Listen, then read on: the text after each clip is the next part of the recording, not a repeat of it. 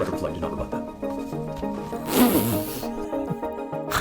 It's just he's being a goofball. The judge must not give a fuck. July 15th, 2020, Ron DeSantis opened up the state of Florida, and yet you don't return until the month of December, is that correct? My grandmother was 95 years old, immunocompromised. She had glaucoma. She could barely walk. If you're saying that because I didn't go home to my grandmother because Epcot was open, that's disgraceful. Oh no, he's getting mega rattled. It says District of Columbia Individual Income Tax Declaration. Okay. And for what taxpayer is this form? It says James Fishback. And what city and zip code? It says Washington, D.C. And there's no signature of mine on this at all. I understand. Let's turn to page 8 of 15. Okay. Oh no. Oh no, shit. Oh no. 10/40/2022, taxpayer James Fishback, City, Washington, State, D.C., zip code 2007. There's no signature on that. Let's go ahead and turn to page 15 of 15. Mm-hmm. And what are we looking at here? 2022 District of Columbia Individual Income Tax Declaration for Electronic Filing. Names James Fishback, City, Washington, State, D.C., zip code 200. He's speed running it. Oh man, he's just speed running it. Oh man, he's mad. Now this is when the attorney's like, I didn't ask you that. I just wanted to check the date. Let's go to the next one. No, I'm just kidding. More Hassan. Voting history in Washington, D.C. It has his name, it has the address that he was registered at, which is 4009 Davis Place, Northwest in Washington, D.C. It has his party registration, which is no party affiliation. And it shows that he's an active voter, and then kind of his ward precinct district information. And then at the bottom right, there's a signature. And on the second page, what is your understanding of the second page of Exhibit 2? What data does that include? Yeah, this is the other thing that you get when you request voter registration. You get their kind of base voter registration information, which is what was on the first page. And this shows the dates that he actually voted, which it shows that the record was created on November 3rd, 2020, and the last time that he voted was on November 3rd, 2020. Date last voted, November 3rd, 2020. Okay. So that to me indicated that he registered and voted on November 3rd, 2020. So based on this record, it is saying that Mr. James Fishback voted in the District of Columbia November 3rd, 2020 from a residential address of 4009 Davis Place, Northwest. That's right. Number 202 Washington? Yep, DC? that's right. Okay.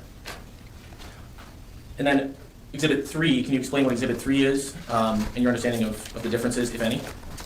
Yes, so number 3 to me appeared to be almost largely entirely the same information. Again, it has James Fishback as the voter, 4009 Davis Place, Washington, D.C. as the address, no party affiliation, active voter. The difference in this one, though, is that the area where there was a signature on number 2, on number 3, it's redacted.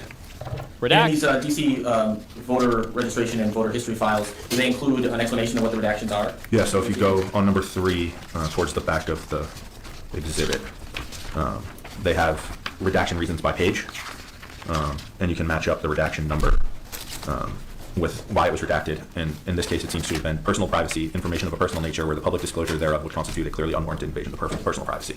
And that was their reason for redacting some of the information on number 3. Okay, so in number 3, it looked like they redacted the voter signature, and in number 2, they did not? That seems to be what I was, yeah, that's what it looked like to me. And in your experience in obtaining voter files from the District of Columbia and other matters, is this the course of business that usually proceeds, and is this what the voter records typically look like? Yeah, this is what the voter records usually look like. In terms of redactions, it's not uncommon to have various information redacted for privacy reasons. Okay. Exhibit 4, can you turn to Exhibit 4, and I apologize, try to keep those in order, and tell me if you recognize that, and then what your understanding of that document is. I do, yes. This is a deed of trust, and I pulled this from the DC Recorder's website, which again is this is a website that you have to have a login for, but once you're in there, you have access to all the information. There's no public record request required for this. It's just all on the internet. And this deed of trust is a mortgage document from Washington, D.C., where the borrower is listed as James T. Fishback. It's dated September 24th, 2021. And yeah, this was, when I was going through, I pulled the mortgage document for the home that James Fishback purchased in Washington, D.C., and this was the mortgage document for that. So in this jurisdiction, a mortgage is recorded as a deed of trust? Yeah, that's right. I don't know the exact legal reason for that, but in general, some states file it as a deed of trust. I think it's based on the mortgage company's preferences in given states based on the law.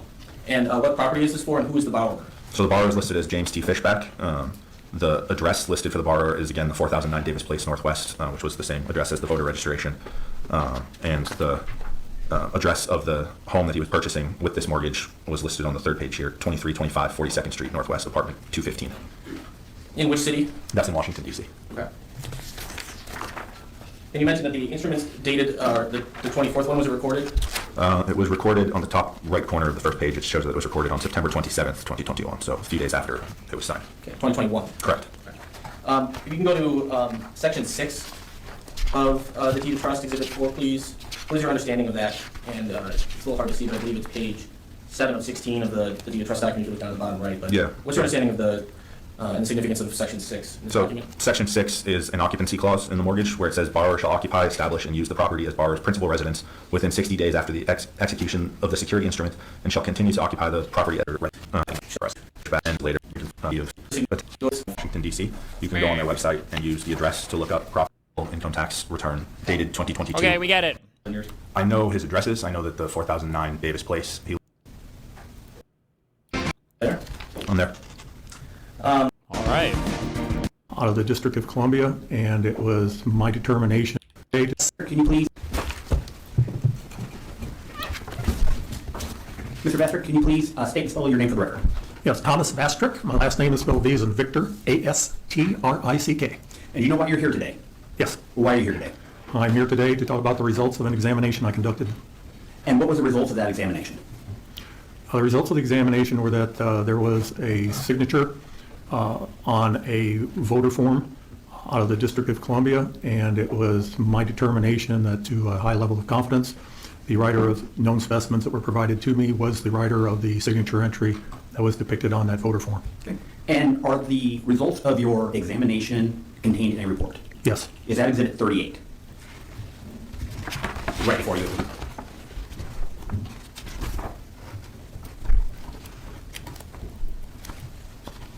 You are gonna put Dan to sleep, dude. Good. Yes. Okay. Can you please tell us your qualifications of why you were able to render an expert opinion in this matter? I have a Bachelor of Science degree in Forensic Science from California State University of To prove that it's his signature. Sacramento. I All right. We'll usually wait and finish. James. And then, you know. Oh so we can be man, flexible. how are you gonna wiggle out of this one? All right. He can do it. Why is he not eligible, by the way? I think in Florida you have to live here for 7 years to be governor. 7 years? Yeah, and he clearly like voted, had a house, did everything in D.C. up to 2023. So he's not a resident here. So this is somebody adjudicated or sued to have him basically removed from the ballot. But he's been running this race for like a fucking year or something. So Jesus Christ. Oh yeah, he's cooked. He's cooked then. If it is the case you have to do it, it's like de facto proof that you don't live here if you have a house and shit in another place.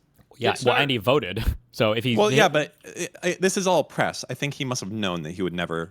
First off, he wasn't going to win, right? And he must have known like this is all just name. Well, all sure, press is good but press, yeah. I don't know. I don't know. I don't know if there's like if it's a crime or what kind of crime Election it would be. fraud? Yeah, to fill out that form saying that you can. I don't know if you had to fill something out or sign something. Maybe that's what they were doing the signature verification on to prove to say Ooh, that and you were because eligible. Yeah. Because he's so anti-Semitic, even the Republican like people here might be like, you know what, we need to put this guy in jail. That could be the case, actually.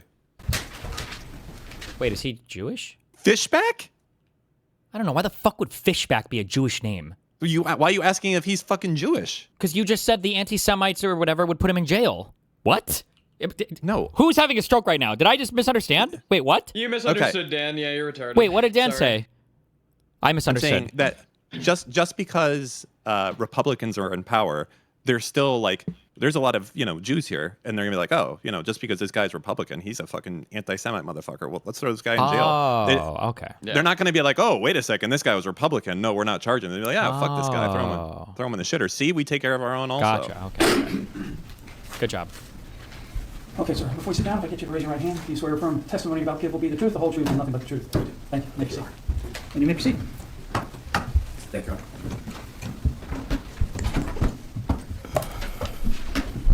Do you feel like a resident? Shut up. What is your emotional truth?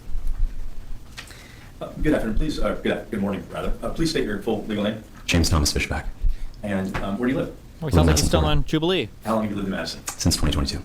And we're going to start at the beginning, and we're going to go along. All the other witnesses are shorter, so we're going to go a little in detail here. Where were you born? Wait, right away in 2022? He's under oath, man. These retards can't lie. Yeah. Ooh. Where is that? Which county? Broward. And where are your parents from? My father was born in Plantation, and my mother was born in South America in Colombia. And where did you grow up? Start from the beginning. Manchurian The candidate. first condo that I was about 1 year old was on Nova Drive in East Davie, and then for the entirety of my childhood, we grew up in Davie, Florida, in Shenandoah at 14631 North Beckley Square. And where did you go to school? I went to Flamingo Elementary in Davie and Broward County, then to Indian Ridge Middle School in Davie and Broward County. I went to Western High School for my first 2 years at Davie and Broward County, and then my last 2 years at Boyd H. Anderson High School in Lauderdale Lakes, Broward County. And what did you do for extracurricular activities growing up? Well, not sports. I was a high school debate nerd. And tell us a little bit about high school debate. What does that look like? What's the organization called? So I joined high school debate my freshman year of high school at Western in Davie and Broward County, and I was actually thrown in because there was no other room for an elective, and so they threw me in debate, and I fell in love with it. I was a shy kid with a stutter, and so going to a debate tournament every other weekend for 4 years was an exhilarating experience. I'll never forget my first ever debate tournament at Marjorie Stoneman Douglas High School in Parkland, Florida, where we, of all things, debated firearms. And what was the name of that organization, the debate organization? That was the National Forensic League that I was a part of, and then I later started my own high school debate league. So you did it all throughout high school. I know there's different. Wow, I gave a types of presentation competitions for there. debate. What were the ones you did? And was a guest judge. I did extemporaneous, congressional, and public forum, and I was actually the national champion in 2012. Damn. And when did you graduate high school? 2013. Okay, so your junior year, you won the national championship. I did. Continued your senior year, is that your testimony? Yes. What did you do after high school? I went to college. I went to Georgetown University in Washington, D.C., where I studied international economics. Now, why did you choose Georgetown? I've always loved D.C. It's been a cool city, obviously the heart of American politics, and studying economics just a mile away from the International Monetary Fund, the World Bank, the Council of Economic Advisors, all of the institutions that help drive both fiscal and monetary policy was really exciting for me as an economics major. What was your goal at that time? What was your goal after college? I wanted to become an investor. Okay. Was your goal to reside somewhere, live somewhere? Where did you want to be? I always wanted to come back to Florida. So you start college. What was your major? Economics. Economics. And then how long were you in D.C.? I was there for 2 years. I did my freshman and sophomore year at Georgetown, and then I left to start my first company called MacroVoyant. What kind of a company is that? It was an investment firm that would use macroeconomic research to make interest rate and currency bets on how the Fed would screw up next. So if the Fed was going to keep rates too low, there'd be a number of interest rate or currency positions you could put on. And I ran that from 2015 until 2021. And the work associated with that company that you had started, was that work that occurred in Florida or outside Florida? Florida. I actually registered with Sundays. Our office for a long while was at 600 Brickell Avenue in downtown Miami. And so I was living with my parents still. So after college, I came right back to my childhood home, lived there with my parents, and then commuted to work every single day down to downtown Miami. And just because there are various residences that are relevant to this case, what was that? What city was that residence? That would be in Davie, Florida. That's my childhood home, 14631 North Beckley Square. Okay, so the company was called, just for the clarity of the court order, it's called MacroVoyant. Correct. Like clairvoyant, but Claire was macro. What's the business structure? Is it an LLC or something? It was an LLC that managed a limited partnership. It was a pooled asset investment vehicle. And who did you work with on this? It was me and my father primarily. We had a couple of research analysts, but yeah. How long were you involved in that enterprise? So I started MacroVoyant in late 2015, and then I left MacroVoyant to join Greenlight Capital in early 2021. Okay, so 2015 to 2021. So let's talk about that. So how old were you in 2015? I would have been 20 years old. 20 years old. Living in Florida? Yes. This is right when you left D.C.? What? Yeah. I don't know how much, if we'll watch it's 20 minutes left. What is the angle that he's going for? Is he going to try to say that like it's wrong that there's like residency requirements for running for governor or something? I don't know. I'm right back to my childhood home. So you're working and living in Florida. Were you living with your parents at the time? I was. Why were you living with your parents?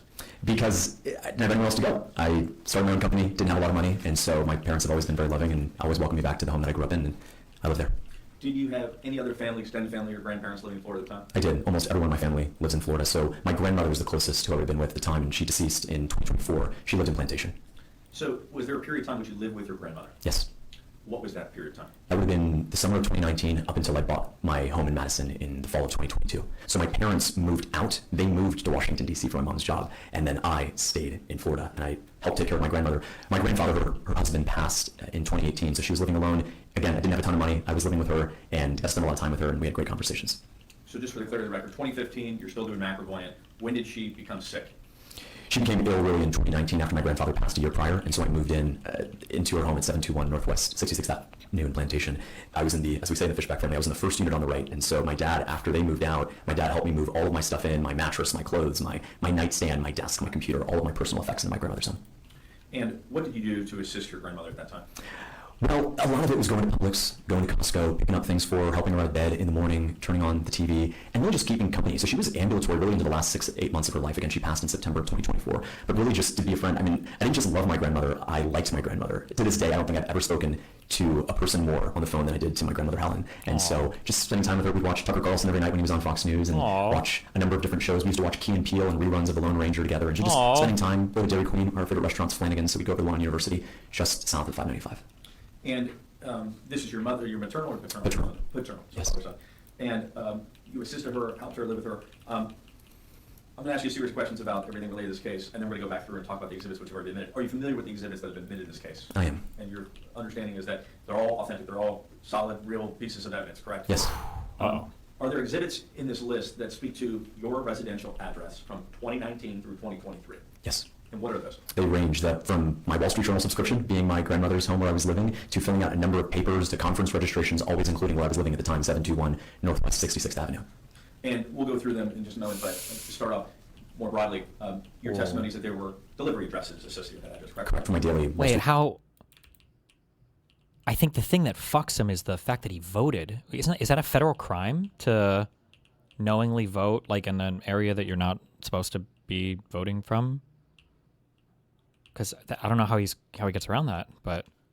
Journal subscription, for signing up for conferences, even getting clothes delivered, all of that at my grandmother's house. What about in emails related to companies you were involved with? Yes. And sort of taking a step back here from the family situation, let's go back to the timeline. So right before she gets ill in 2018 or 2019, you're still running McRae. Correct, living with my parents. What are the two things or three things, what are the several things that are taking the majority of your time at this phase in your life? McRae, Incubate Debate, and just family and friends. You brought that up a little bit earlier. What is Incubate Debate? Incubate Debate is a free high school debate league that I started in 2019. It exclusively serves Florida students from Pensacola all the way down to the Keys. We have in-person workshops, camps, and tournaments all over the state, and I have run that organization continuously since 2019.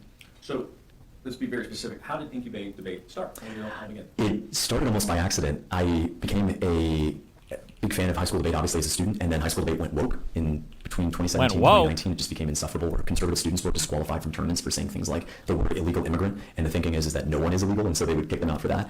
And so I started Incubate to be a competitor, to be an alternative institution to the traditional ideologically captured world of high school debate. Started first in Miami-Dade County, moved up to Broward, all over the state, in-person tournaments, workshops, and it's a lot of fun. What was the first high school that this organization was affiliated with? The very, very first would have been Miami Norland Senior High School in Miami Gardens, Florida, Miami-Dade County. How did you go about establishing the organization in terms of its physical presence in school districts? I would quite literally cold call. And for the first couple of times, I would cold call coaches and cold call principals and say, hey, we have this free high school debate league. And, they were reticent in many respects because high school debate is always something that the sons and daughters of doctors and lawyers would do. It's not something that the son of an immigrant, the son of a bus driver, of a former landscaper would do, and that's my story. And so I was all about creating something that had no barriers for students to participate in, and that's why most of our high schools were Title I high schools, like Miami Northern High School, like my own high school at Boyd H. Anderson. And the documents and evidence, which we'll go to again momentarily, that show the corporate filings for Incubate Debate, what was the structure of the company? It's a non-profit. Okay. And did you do an annual report with the state? Yes, State of Florida Department of State, Sunbiz, certified annual report every year. And it started in one school district. How big did it get? 36 school districts in Florida, over 10,000 students, to the point where Supreme Court Justice Neil Gorsuch came and spoke with our students. Kamala Harris's husband, second gentleman Doug Emhoff, spoke to the students. Governor Chris Christie, Vivek Ramaswamy, Bill de Blasio, conservatives and progressives alike recognized that Incubate Debate was a true high school debate league without an ideological leaning, and I'm really proud of the work that we did there. And so you have students participating that are from every single part of the political spectrum? Yes. So you're talking like the extreme ends of both sides of the spectrum and everything, correct? Yes, including some who said they will never vote for me. But what is the status of the organization today? It's active. We just had our national championship on May 23rd, and that's the only Incubate tournament that I've actually missed in 7 years, and it's because I was getting married that day. And why would you schedule your wedding on the same day? You usually have or average over the course of the 7 years? Gosh, tournaments well over 70, workshops well over 100, and camps there were 2 a year, so 14 there. Have any of the camps, workshops, tournaments, events, major events, any of them ever been hosted outside Florida? No. Have there been adverse consequences to you spending so much time building up this organization over the course of 7 or 8 years? Yes, I was punished by my employer, Greenlight Capital. When they sued me, they said that I'd spent too much time down in Florida at Incubate Debate, and that was the reason why they had an issue with me. Wow. Where would you spend your time when you were running? This guy's a Debate? Florida loyalist. I had to go to workshops in Jefferson County one day, then be in Escambia the next, Okaloosa for a school board meeting, and then hosting a tournament out in Duval. And so Incubate Debate is a Florida organization that exclusively serves Florida schools. Have you drawn a salary from Incubate Debate? Never. Were you compensated in any way from Incubate Debate? No. What about just your own expenses? If I had to travel to a tournament and rent a car or stay in a hotel room or go to a fine establishment called Five Guys, Incubate Debate would cover the tab. What was the rough budget of the organization over the course of years that it's been run? About $150,000 a year. Okay. Where does the money come from? It comes from small donors and some larger donors across the state of Florida who have come to our tournaments and seen the magic that happens. What is your ultimate goal with the organization?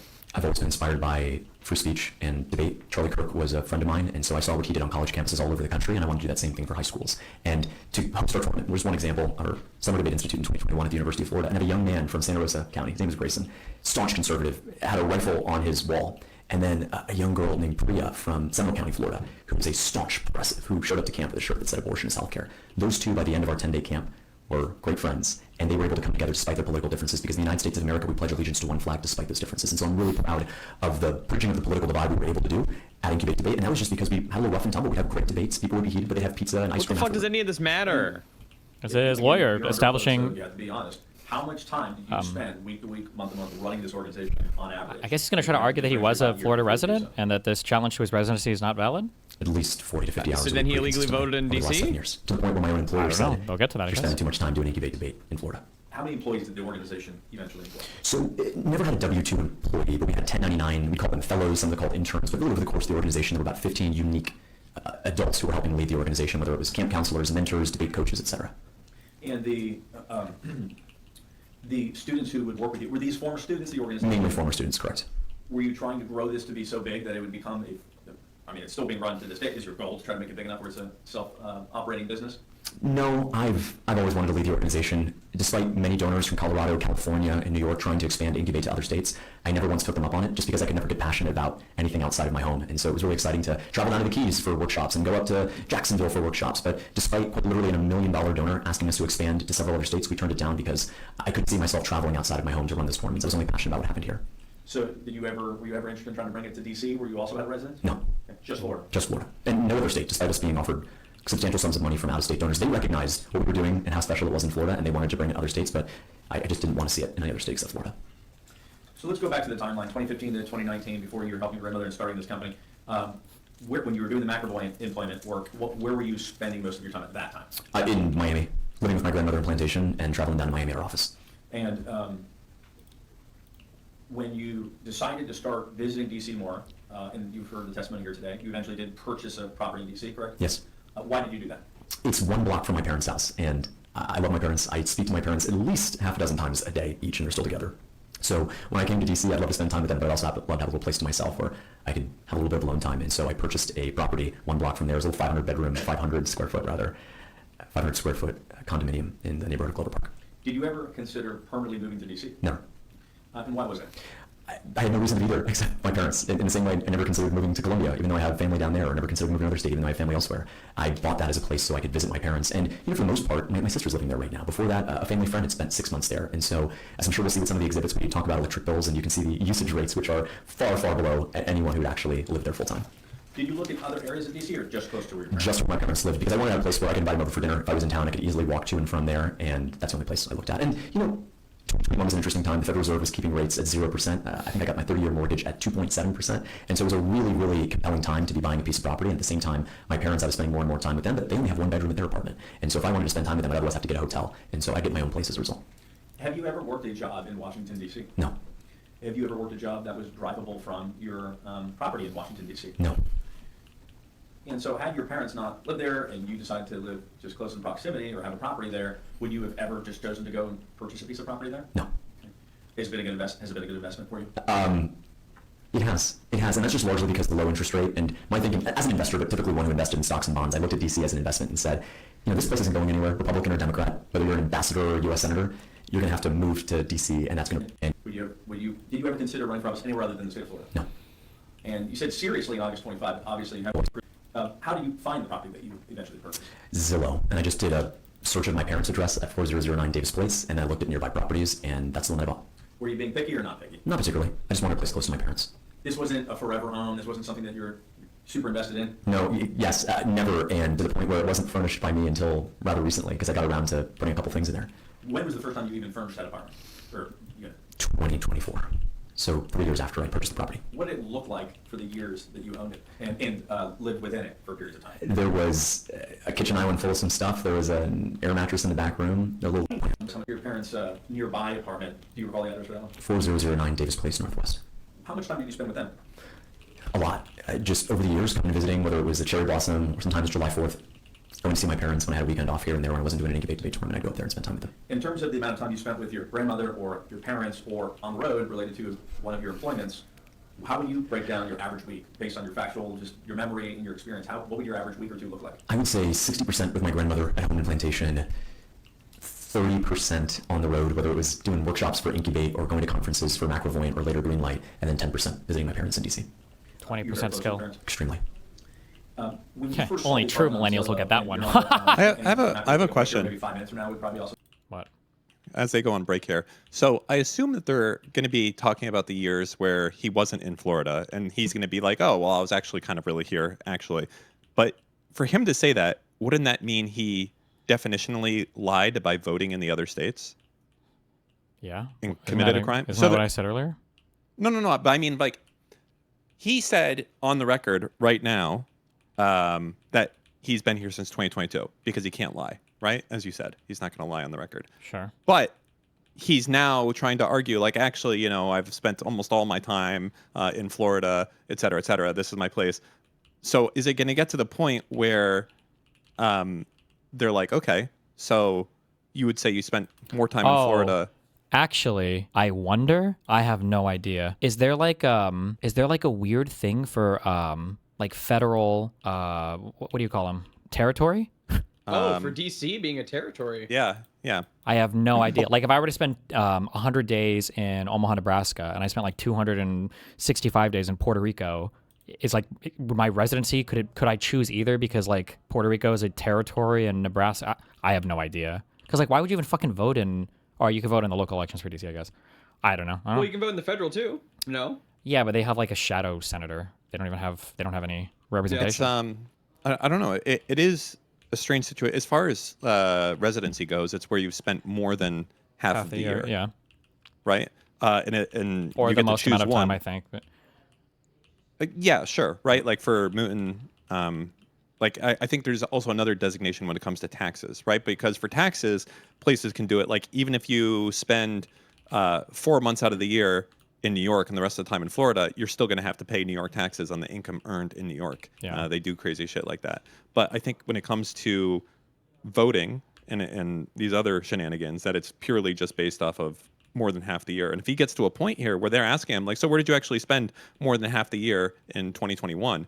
If he says not DC, that opens him up to some shit, right? well, that's what I was asking before. Would it be a federal crime? But now, but I'm not sure because actually, I have no idea how they do the treatment for like U.S. territories. I don't know if that's like a special or differently treated thing. I just don't have no idea. Yeah, true. Good time. Wait, corporate first. No, you're fine, you make it. Okay, thank you. When you first saw the Zillow advertisement, how fast did you go from that to a closing? A couple weeks. Because I knew the interest rate environment. Yeah, I knew the interest rate environment was very, very attractive at that moment. As someone who literally invested in interest rate derivatives that were tied to what the Federal Reserve was like. Your first year.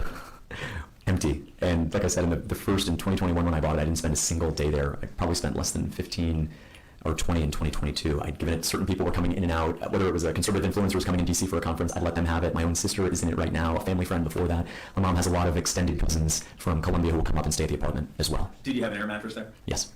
Where did you get the air mattress, if you can recall? Amazon. And did you have anything of a high value in the apartment at all? No. Is this a good neighborhood in DC, or is it like an average neighborhood? How would you describe it in terms of? It's a good to average neighborhood. There's been Someone said, no, residency means domicile, which means physical presence with intent to remain indefinitely. If he was Florida domicile first, Florida domicile is presumed to continue. They have to prove that he abandoned his Florida domicile. It's based on his subjective intent. Does the voting in D.C. not matter then, or? I don't know. number, my father told me the other day, a number of Section 8 dwellers who have since migrated into the community. Migrate. Yeah. Did you ever have activities in that community or in that neighborhood or area of DC that you were involved with? No. Did you ever go to have a regular place in that neighborhood or area of DC that you would spend time? No. At all? No. Your Honor, we can continue, or this probably is a good time to take a break. If the court wishes, we can start. If you all would like to take a lunch break now, we can do that. No objection. Okay? All right, so we, Wait, what was the... Mid-90s, I didn't want to potentially expose her as I was coming in and out of the house. And so I spent much of 2020 in DC with my parents, living on their couch in the face of the worst pandemic in 100 years. So how much time were you spending trying to build?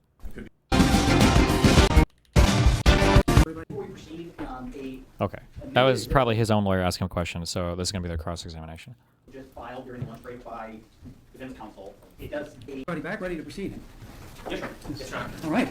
Well, then we Before we can, proceed, a amended exhibit list was just filed during the lunch break by defense counsel. It changed the numbering and everything like that, and so the cross-examination I have prepared for Mr. Fishback is based upon the exhibits that they filed and stipulated to.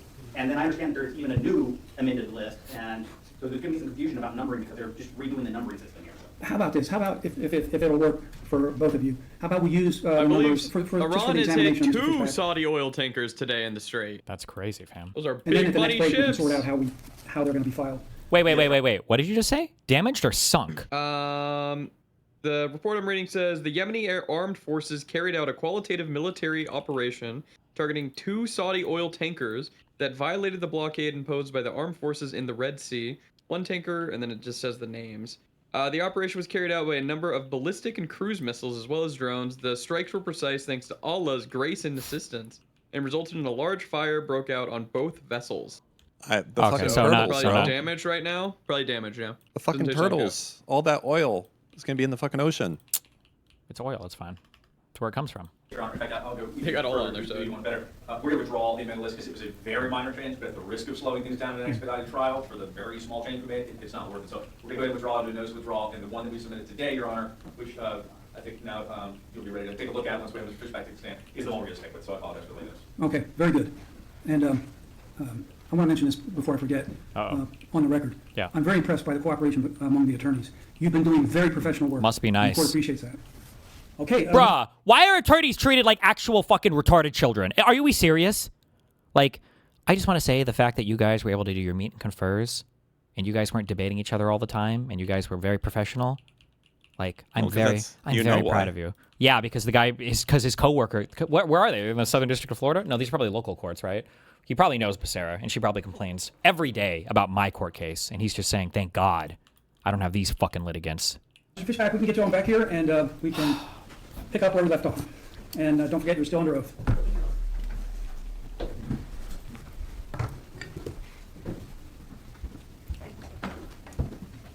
Don't forget, you're still under oath. Kappa. Trump would be like, I'm not under oath anymore, bitch. True. So, Mr. Fishback. Holy shit. Hold on. I just thought of the fucking sickest Kino basis for a fucking movie ever, okay, if this hasn't been done yet. Or a real life scam. What if you go to court? Who's blowing my shit up? Waiting. What if you go to court, you swear in, you do like your first round of questioning, then you go on break, okay? And then you come back. Then when you come back, okay, from then on out, you have like a sophisticated series of lies that completely and totally destroys the plaintiff's case, and you just lie, okay, without any shame. Let's say that you get caught at some point in the future, all right? What if instead of you going back, you have a twin brother, and they go and they answer questions for you? Is that perjury if it's not technically them? So that way, like, so they can lie, and then if you get caught, like, what would happen to that person? I don't know. How would a jury react? They'd be like, you know, this reminds me of the What if you XKCD say comic. that your twin tied you up in the bathroom? You guys are like, what about if I had a license license plate with a bunch of ones and L's, and the cops would never get me? And in reality, there's a fucking Post-it note on the fucking cop's wall with this guy's fucking number. Like, that's what it would be. You'd get molested by the jury. It could be. Actually, would it be too much to ask the court reporter to repeat the last line so we can do our best job of picking the exact same point? You're gonna make the court reporter do her job? Question, did you ever go to have a regular place in the neighborhood or area of DC that you would spend time with, or no at all? Answer no. So, following up to that, any regular restaurants or hangouts? No. Did you ever have a gym membership in DC? No. Did you have any clubs that you remember, for example, like a social club? I know some of those exist in DC. No. And was there any friend that you had in DC whose house you would go to or No spend time friends. No. at? So let's just sort of go right into the heart The of the matter. fellas. When you purchased these documents, Any bitches? when you purchased this property, it was accompanied by a set of documents, correct? Correct. What were some of those documents? Mortgage application really encompassed everything. So when I applied, I was with my dad and we were on my laptop. We were applying for the mortgage. We got an instant approval at a 2.7% interest rate. And then right then and there, we started the process to close on the investment property. Did you ever talk to an actual human being about it? No. And was this your first time experiencing that sort of apparatus or application device? Yes, I had never purchased real estate before. And did you ever take the time to slow down and read the voluminous fine print associated with the documents? No. Now that this lawsuit was filed, let's go back a little previous to that. So when you filed to run for the governor's state board, when did you learn that statements associated with your mortgage application were made and signed by you? Very early on, it was talked about on Twitter.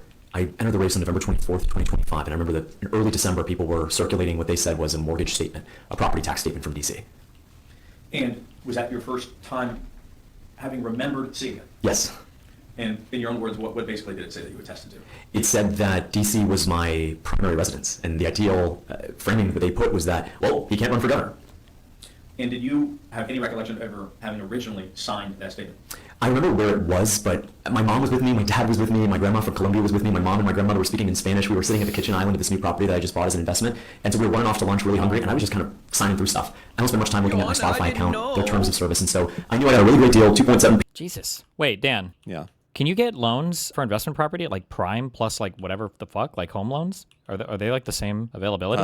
Like if somebody tells you they have 2.7, I imagine this is basically like your lowest, like perfect credit score, 0% interest rate environment. Are investment property loans normally? Can you usually get them that low? I don't know if these are like special like residential primary conforming loans or whatever. I mean, they'll pretty closely. It depends on the class of investor that you are. When I get loans, it would be pretty much identical if I was going to be buying a single family home. I don't think the only difference is some of the places when I do commercial loans is that they'll only do 20 or 25 years. But aside from that, the rate and everything else would be pretty much identical. %. I was in the property, I signed it, and we were off to lunch. Did you ever think that you were obligating yourself to potential criminal penalties for having signed it? No. And when did you first learn that having signed it in hindsight, that there could be legal consequences in terms of criminal law for signing a false document? Earlier this year, a number of Tallahassee insiders began posting on Twitter that this was a criminal offense that I had signed this document. And it being, your understanding is it would be criminal because by signing it, it wasn't a true statement, correct? Correct. And it, in fact, was not a true statement. You actually were not a full-time domiciled resident of Washington, D.C. at the time you signed it, correct? That is correct. And has it ever become true since you signed it? No. And was it ever true before you signed it? No. And Generally, mens rea for crimes like these, generally speaking, it's very rare that these are like strict liability offenses. So if he can show like, I don't know what this, if somebody has the law, they can like it. If it's like a level of like negligence or whatever, that wouldn't be enough to actually charge somebody with a crime. Or sometimes there are certain crimes where like if you're negligent, it's like a misdemeanor, but if it's like reckless or if it's like with willful intent, it'll bump up the crime itself. So maybe he's just going to eat whatever the penalty is on that, and then but if it was like if it was like a legitimate mistake or something, or if he can show that it seemed like it was kind of a mistake, then the penalty is like a fine or something, maybe. you understand that it's potentially true that Washington, D.C., the United States State Attorney could go look at that document and review it for potential issues and potentially investigate you for that reason. I understand that. But it's your statement today that when you checked that box, it wasn't true. Correct. And when you got that mortgage and you got this home, you checked it and weren't thinking anything about it, correct? Correct. How old were you? 26. You have an iPhone? Yes. When you get the annual Bro, update... is this guy like I feel like is this guy like a foreign agent? I feel like this guy's like fucking. I got like 190 IQ vibes of this guy. He seems like very sharp and very smart. He's well spoken. He seems like he knew his job pretty well. Like this guy's spooky. Jesus, answers questions well. every 3 months you get an update that says you have to update these terms of service. How many hours does it take you to read through all the fine print for that iPhone update? It takes me about 10 seconds because I don't read through anything. I just scroll down as quickly as possible. I was joking. For the foreign agent, I meant like, is he like a fucking spy? I don't have any reason to believe he's backed by anybody or whatever like that. Click agree and then move on. Prohibited acts. Is this Florida or DC? Because I think the crime. Oh no, it would be Florida, right? Or is this a federal thing they're trying to get him on? Let's see. No person acting under code law shall fail or refuse to permit any person who. I see. False information registering or voting. Whoever knowingly or willfully gives false information as to his name, address, or period of residence in the voting district for the purpose of the eligibility for register to vote, or conspires with another individual for the purpose of encouraging his false registration to vote or legal voting. Well, but the issue is that he voted. I think that. How does he get past that? Because maybe you could buy. I mean, his story is convincing to me, but he voted. Move on with my life. Looking back, did you treat the application for a mortgage similar to the same you would for an update to some data service you're involved with, or an iPhone update to your phone? I did. Or you use X, Twitter? Yes. And did you read the terms of service updates for that enterprise? No. Have you ever stopped to actually just read it, or are you just signing this like most people do? I just signed it like most people do.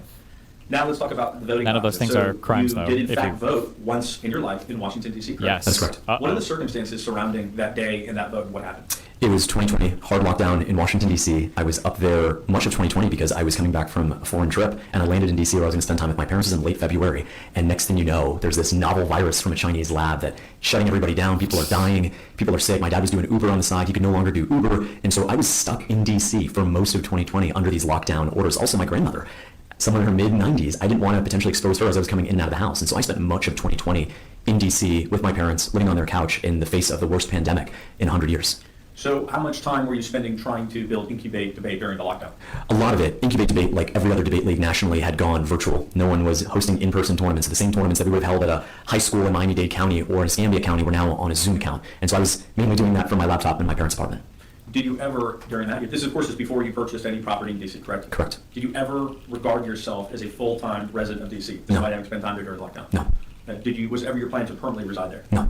Was your plan to abandon Florida and not return to Florida, despite what happened with the COVID pandemic? No, I was locked in place, and I couldn't go home. And so that's why I was really stuck there for 2020. I couldn't go for two reasons. One, I didn't feel safe traveling, what was going on. And it wasn't just the pandemic. I wasn't worried about the virus itself, being a young, healthy person. I was worried about getting caught up in all the mayhem at the airports and Ubers and being forced to do this, that, and the other. So that's what kept me in D.C. locked down for much of 2020.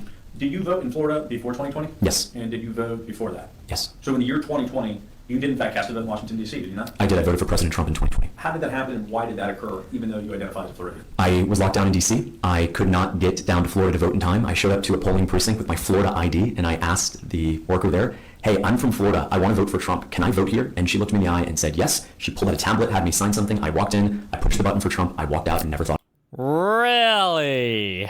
Ooh, okay, interesting. Wow, we got a voter fraud story and everything here. Okay, interesting. About it again. And voting Did you vote voter any fraud election other than- for Trump too. Yeah, but he's blaming on the side of the poll worker. Yeah, not his fault because she gave him bad advice. He's trying to say, but I don't even. Is it even possible that you could even vote? How would it even let you do that? wait, true, because you have to be registered to vote there. Oh no, because he said he fucked up when he did his registration. Because when he bought his house or something, it also registered him to vote. And but he wasn't reading it, I guess, or he didn't pay attention when they signed it. Sure.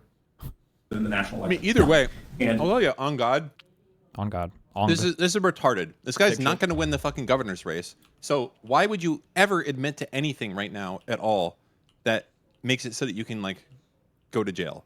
Right? Like what he's not going to win. He's not winning. No, but There's no everything chance. he's doing here just kicks up a ton of publicity. Like so many people know this guy's name and know about him because of his participation in these races. So he's already got a fuck ton of publicity. Number one. Number two, there is zero chance that he ever gets prosecuted for any of this because these are federal crimes, and it would have to be Donald Trump that would do it. So, and this guy is Yeah, like, but get a pardon. wait. That part I disagree with. Like it's why Trump statute of is limitations. I mean, I disagree. Like Trump will go after people that are fucking doing anti-Jew shit. He's controlled by Israel. Have you not been watching Hassan? He'll go after like Palestinian activists or whatever, but he's not. I don't think he's ever targeted like. You don't think that if a bunch of like Jewish donor class people are like, listen, this guy, you got to set an We can bet example. He did $100 on it voter if you fraud. want. You want to bet $100 on it? Sure. On whether. Well, I mean, it's hard. How do we even define this? Well, though? I don't think the DOJ will indict him. That would be my guess. Why not? And you can indict a ham sandwich. It's like so perfect solution. Like what Republicans like this guy? Almost none of them. And them and them doing this is like, listen, we're not like the crazy fucking Democrats that won't hold their own accountable. Like that's like the situation that we're in right now. That literally I could see this exact thing playing out. They'd be like, listen, when we see this shit happening, we go and we act on it. Democrats, they invite them to speak at their conferences. Like it's exactly the type of thing that would happen. It's like a PR win for Trump. All right, $100 it is then. Okay. I want in too. Well, I want 1 to 3 odds then. Did you read any of the paperwork that you were handed to vote for Trump? No, it wasn't paperwork at all. It was a flimsy little tablet. Did you use like one of those? Let's be plastic real. pens No to do money it, or ever did changes you use your hands. hand, or how did you- Anyways. Well, we always have the tab running. So when the apocalypse happens, one of us is going to show up at the other's house with a fucking shotgun and be like, all I right, always time to feared make my- good. I got listen, man, you owe me fucking $184 million. Yeah, somebody's Okay, been you are keeping letting track. me in. I know you have fish antibiotics. Hell Let yeah. me in. recall signing it? I don't remember. Probably a stylus. Okay. And did you think that you were making any sort of legal commitment or obligation at that time in your own memory? basically? No, I just remember thinking what happened in 2020 and thinking that I didn't want Joe Biden to be president, and I knew I wanted to vote in that election, and I physically could not get back home to vote in time because of the pandemic. brave. And so I showed up with my Florida ID. I said, hey, I want to vote in this presidential election. I want to vote for Trump. Here's my Florida ID. And red she with just, I guess rage. very I don't quickly, I remember signed it. I went in there, I anything. voted. I was out in about 5 to 10 minutes. And you own no property at this time? I did not. And you were still, at least somewhat part-time, depending on what happened with COVID, still trying to be a I wonder for when, I don't know where Kafka's at. Sometimes, I guess, depending on how you do these civil lawsuits, if you're trying to do like an affirmative defense of like, I was retarded and I didn't know, I wonder how much you think about presentation. Do you remember that one lady, the lady, was it Jodi Casey Airy? Anthony? Oh. Is that a real name that I just said? Jodi Airy? Is that a real name? Wasn't this a woman who was like a kind of like a hot blonde chick, but like for her court case, she dyed her hair brunette and she started wearing like fake glasses to present is different because she thought. Yeah, but Maybe Arias? in this situation, though, like him being a retard, I feel like the only thing that can be accomplished here is that, like, all right, we're not going to charge him. He didn't have the mens rea for committing these crimes. Like, that's reasonable. But that doesn't get you to be governor, right? No, he like, just wants to stay on the ballot so he can keep farming for the publicity. Yeah, but that's what I'm saying. Like, you don't stay on the ballot. It's like, okay, we're not going to send you to jail, but you... What? You... Well, no, he would stay on What the do you mean? ballot. No, he wouldn't. Yes. What do you mean? What do you mean? Well, he's trying to prove right now that he's been domiciled in Florida the entire time. So he has met the 7-year requirement, so there's no way for them to remove him. Now they're saying, well, but you literally had a property in D.C. and you fucking voted there. And he's saying, well, the vote was a mistake. I asked the polling lady if I could vote, even though I was domiciled, I was a resident of Florida, and I don't remember registering to vote in D.C. So even though I voted here, it was like not for real. Yeah, sure. But that's all fine. It's like, okay, well, that's good. Like, you know, you've admitted to some crimes here. Hopefully they won't charge, but you also have said that, you know, you weren't here since 2022, right? Like, No. Well, he's trying to make the argument that he did live in Florida the entire time, basically. Well, they asked him point blank, and he said no. I feel like that's kind of the answer. Did I misunderstand? I thought he was saying, no, I've lived here basically the whole time, taking my grandma, doing stuff. Like, I drove here every day. I just had a small investment property that I would go, when I'm visiting family in D.C., that I would stay in. Yeah, I guess we'll see. Rochambeau, you made a bad bet. Correct. And in this case, being a caretaker, my grandmother didn't mean being close to her. It actually meant being away from her because of everything that was going on, given her old age, given some of her longstanding health conditions. Did you go back to being a caretaker later, post the height of the pandemic? I did. So late November, early December 2020, as things started calming down, I made my way back home to Florida after the crazy lockdowns. And how was your health at that point? It's gotten a lot better. It had gotten a lot better. And I just felt comfortable at that point. There was not the same restrictions that there were, certainly not Is here in Mitch Florida. McConnell And so I went dead? back home. What do you mean? I mean, we haven't really seen this guy. Oh, who knows? Moved back into my unit with her and entered 2021. And did you think in any way, shape, or form that you were voting in a local or state election, an election different than what you would have been voting for in the state of Florida? No, not at all. And that's why I showed up. And I wasn't a political guy. I wasn't really tuned into what was happening. I showed up. I knew that I wanted to vote. For him to assert homestead tax exemption in D.C., he had to provide. Yeah, that's why I was asking about the type of mortgage he got, because I imagine the other guys must have those documents. But I guess I'll ask him about that next. If he sincerely did do that. Republican, because I've always been a Republican. And I went in there and said, hey, literally, my ID was my Florida driver's license, which I've held since high school. And I said, hey, can I vote for Trump in this national election? So he said, yeah. Gave me the tablet. I signed it. I voted never to ever do anything in D.C. again. And of course, proudly voted for Governor DeSantis in 2022 and then for President Trump in 2024 here in Did that poll worker or anyone else at the time say to you, you need to produce any document or prove anything to show that you are a D.C. resident? No voter So ID. literally it was just click a tablet, show your Florida ID, and click a button. That's right. And had they asked me to prove that I was a D.C. resident, one, I wouldn't have been able to, and two, I wouldn't have wanted to. This is a national election, and I wanted to have my voice heard. I wanted my voice to count, but in the midst of a 100-year pandemic, I could not get back home. And so I wanted to vote in that election. I went there really not knowing what an absentee or any of that nonsense was. And on November 3rd, on Election Day, I inadvertently registered and voted in that election. And did you Oh, so it didn't count. It was the property. He bought the property, but he registered same day. Can you do that with just an ID? From an out-of-state ID lets you do same-day voter registration at the polls with a Florida. There has to be something else you have to show. Oh, I'd look it up. I'm too lazy. ever, from that point on, ever attempt to vote again in D.C. or request a voter application, anything like that? No. And at that point going forward, were you watching D.C. politics or Florida politics? What were you more focused on in terms of your interests? Florida politics. Okay.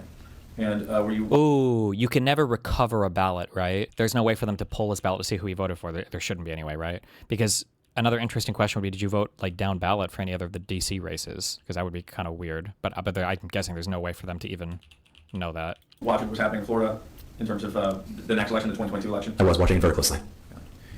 All right, so going back to that same time period, so then you purchased the home, we talked about the documents, you spent some time there. What do you, and again, we're going to go through all the exhibits one by one for the clarity of the record right now. I just want to kind of ask broader questions. What did the documentary evidence regarding energy usage of that apartment show? The energy bills that I produced, I went back online to the Pepco website, which I understand is the energy provider in Washington, D.C., and I pulled all of my statements. And what they showed was that on average, that apartment that I owned had about 90 kilowatt hours of usage. As a former electricity trader at a hedge fund, I can tell you that the average American home requires 800 to 900 kilowatt hours a month. So at 80 kilowatt hours to 900 kilowatt hours on average, that meant that the documentary evidence proved that that apartment was largely vacant and unused for the entirety of the last couple of years. So as you attested earlier that it was physically vacant in terms of bed or potentially some clothing there, did you ever spend a long period of time in that apartment? No. And You talked earlier about having chosen it on the fly because it was close to your parents' apartment. You bought it very quickly on Zillow, correct? Yes. How many rooms did your parents' apartment have? One. And if that be a bigger apartment, when you purchased a property nearby, or was it a factor at all? It was born out of necessity. I see my parents all the time. I spent a lot of my summers in DC visiting my parents just because it was a good time. They were kind of off work. And so, yeah, if my parents had a 2-bedroom apartment, I would have never bought a place. I just bought it out of necessity. Did you spend your winters in DC or your winters in Florida? My winters here along with my falls and my springs. My summers were really in DC because my mom was able to take off of work, and so I'd spend more time with her up there. And then she was working in DC most 3 out of 4 of seasons. Okay. You have a copy of all the exhibits. Again, we're not going to use the amended exhibit list. We're going to go through these exhibits that were entered last Thursday and were admitted again today to the court without objection. And for the court, it's the same blue binder, Your Honor, if you wish to look at any of them as we go through. But we're just going to go through these in numerical order for clarity's sake. Mr. Fishback, you're familiar with all these exhibits, correct? Yes. Okay. And how did you go about finding and getting these exhibits?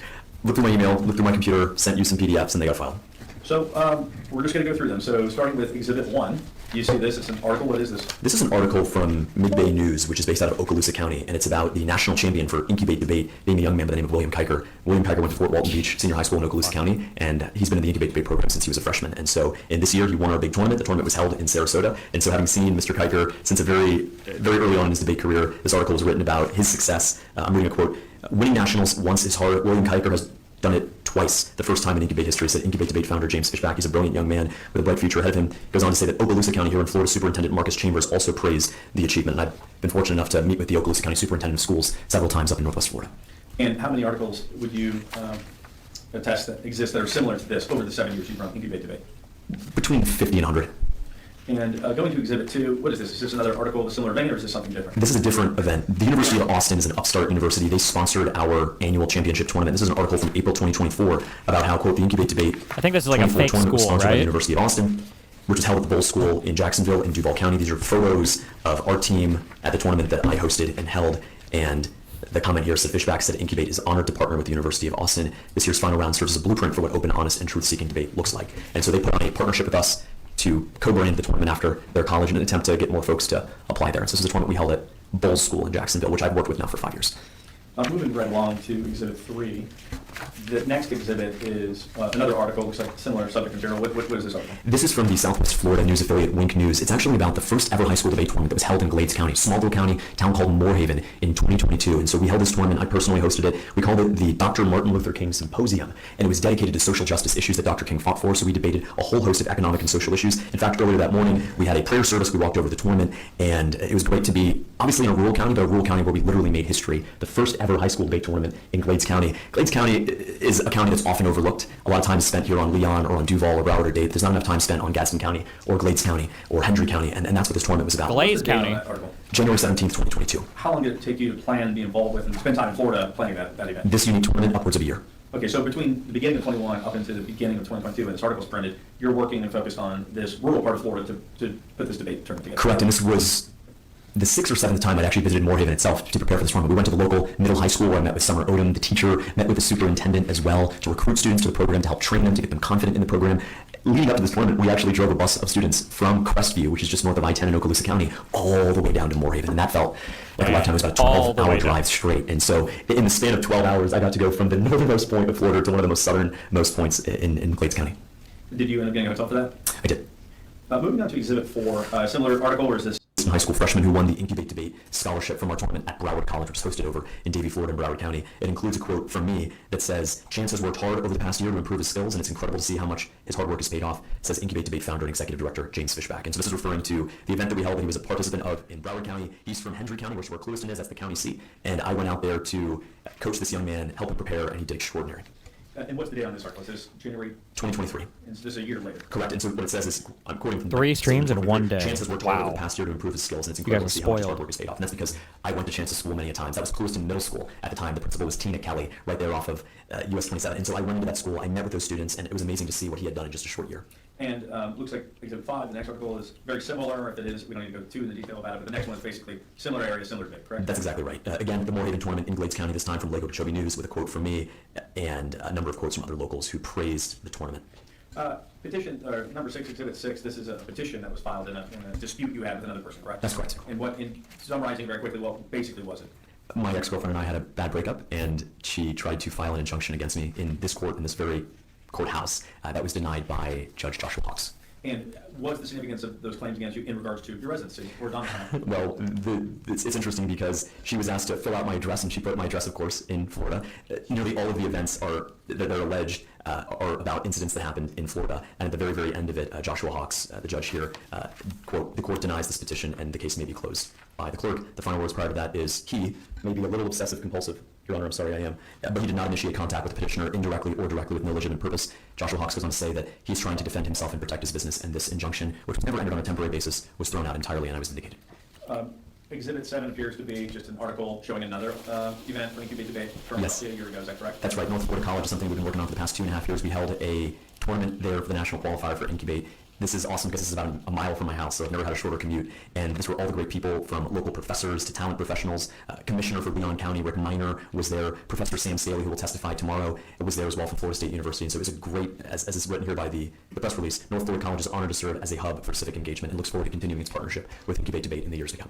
Exhibit 8 looks like just another version of what was spoken to prior in regards to the petition, so if that's true. That's correct, yes. We'll move right along to exhibit That's 9, correct. number 9. This is, looks like it starts with a cover letter, cover sheet on the second page, and it says, name of corporation, Macrovoyant Foundation Corporation. What is this document? This is the filing document for what later became Incubate Debate. You remember that my firm, the company I started when I left Georgetown, was called Macrovoyant Partners LLC. I started the Macrovoyant Foundation to be the nonprofit entity on which I would build Incubate Debate. Filed that in 2019 using, of course, the address and here in Florida, and later renamed that organization to the Incubate Foundation. Really from the beginning, it was about Incubate. And what is this plantation address that's associated with this document? This is my home, where I was staying with my grandmother. And she passed away roughly a year after this, or a couple of years? Okay. Correct. So this document says Macrovoyant Foundation. These are just basically your normal run-of-the-mill articles of incorporation, correct? Correct, and I was, of course, putting the address where I was living, which was 721 Northwest 66th Avenue, Plantation, Florida, where my grandmother Helen had lived for 50 years. I was in the, as we said, the first unit on the right. And going down a few pages, it looks like some of the employees or directors associated with the organization, officers. Pembroke Pines, it shows addresses of Plantation, Palm City, Niceville, Harrison, so 1 in Jersey, 5 in Florida. Correct. Are these folks that are involved in the organization? Yeah, these were board members of the organization, correct. And they're nearly all Floridians? Correct, Floridians. correct. All right, so Already. Exhibit 10, is this a similar document? Or Similar document, but in this case was for the 2018 filing for the Macrovoyant Foundation. In 2018, you had to file this, and this got filed with the Department of State, Florida, correct? Correct. And that's Fort Lauderdale, and address is Fort Lauderdale. Yep. James T. Fishback is involved with this. Is this you or? That's me, James Thomas, yep. That's me. And then underneath it's J.T. Fishback. That's my father. You made your father the vice president. Correct. In 2018. Correct. All right, so moving down. Go to Exhibit 11. These are a series of emails, the first one being December 2020. Yep. What are these emails? This is an email with an Incubate Debate student from December 16th, 2020, where I'm talking about whether they will be joining our free winter workshop. And so we go back and forth about the opportunity for this young lady who went to Hollywood Hills High School in Broward County. And of course, this is a Florida organization, you're at the height of COVID, but you're spending your time communicating with students in Florida to try to get this organization growing, correct? That's correct. And this young lady, Broward County Schools, Hollywood Hills, is going back and forth to make sure that she signed up for our winter workshop. I noticed you have a 305 area code number. That's not Washington DC area code, is it? No. Have you That's ever Florida, had a phone baby. number with an area code other than Miami or South Florida? No. Okay. This has always been, to this day, how old are you today? I'm 31. So for your 31 years, you've never had a phone number other than Miami, famously 305 area This is code. actually the only phone number I've ever had. Okay, Wow. Exhibit 12. Another email starting Such with deep George. What's roots. the relevance of this one? This is again corresponding September 2020 while I'm trapped in DC, corresponding with a judge from the Brookings Institute, George Ingram, to see if he could judge our Incubate Debate forum, which at this time was virtual, but included students exclusively from Florida. And did you use DC? I mean, based on this email and these communications, were you using DC as sort of like a sort of high-minded avenue to grow a Florida organization? People looked up to DC. Of They course. were flattered by DC. They thought DC was cool, and obviously the center of American life. Civic life. Objection. Meeting. I'll withdraw. So you talk about U.S. aid in here. What's that? What's the deal with that? It was a debate about the U.S. aid organization, which provides foreign aid to foreign countries.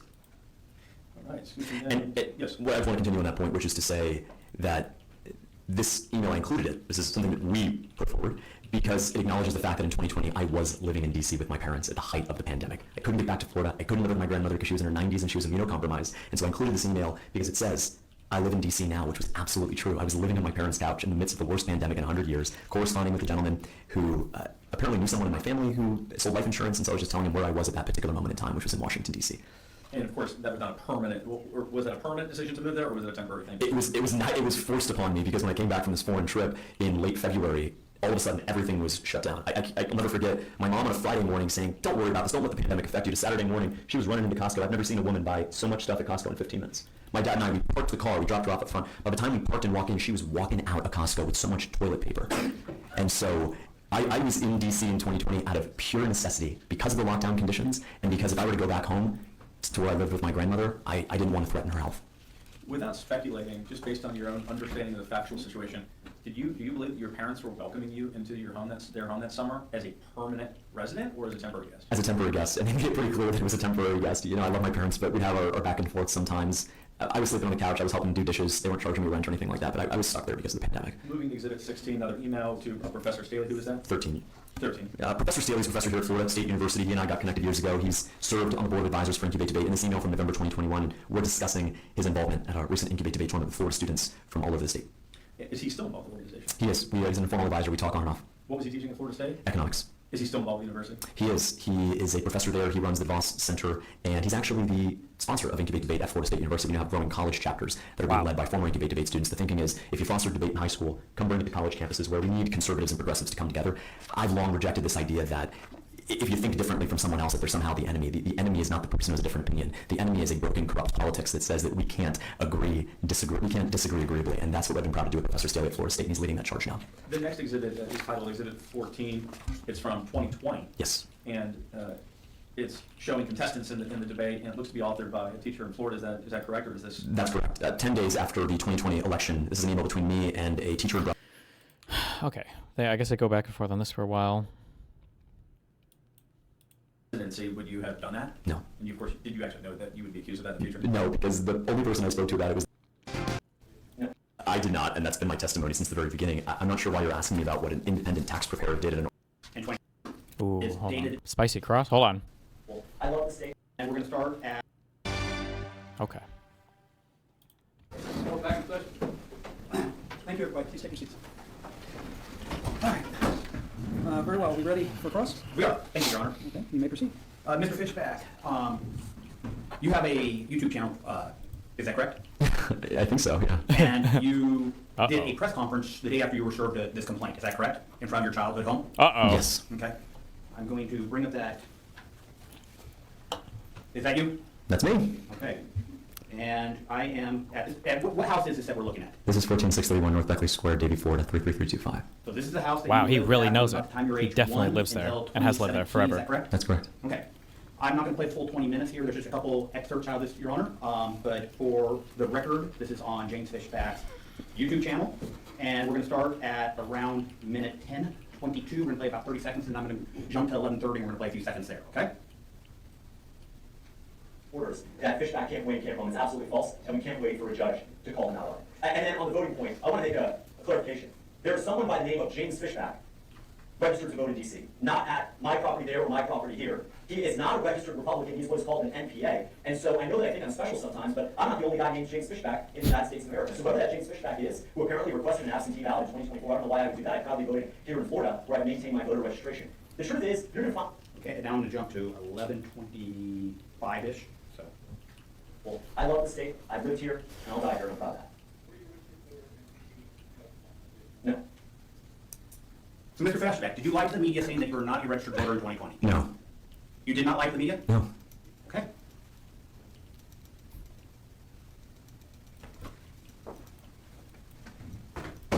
You have to your right the plaintiff's exhibits, I believe. Correct. I'd like you to go to Exhibit 2.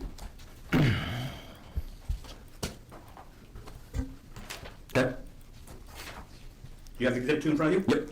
Okay, what is the address of the voter registration that you're looking at here?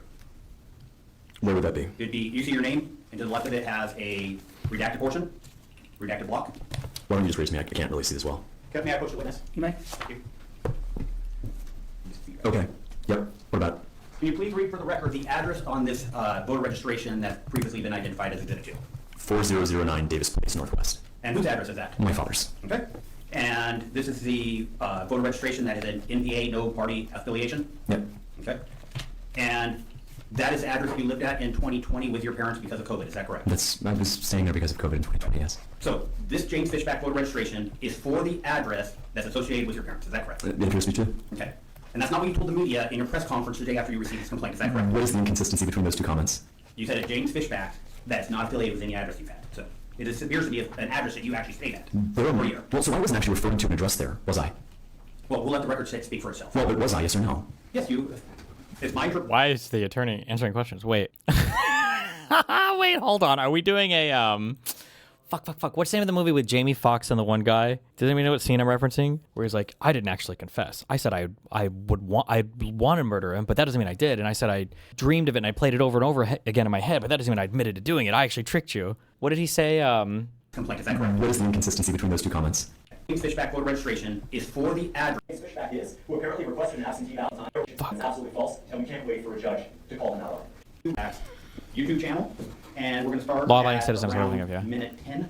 We're going to play about 30 seconds, and I'm going to jump to 11:30, and we're going to play a few seconds there, okay? What did he say? Orders that Fishback can't win, can't run. It's absolutely false, and we can't wait for a judge to call him out on it. And then on the voting point, I want to make a clarification.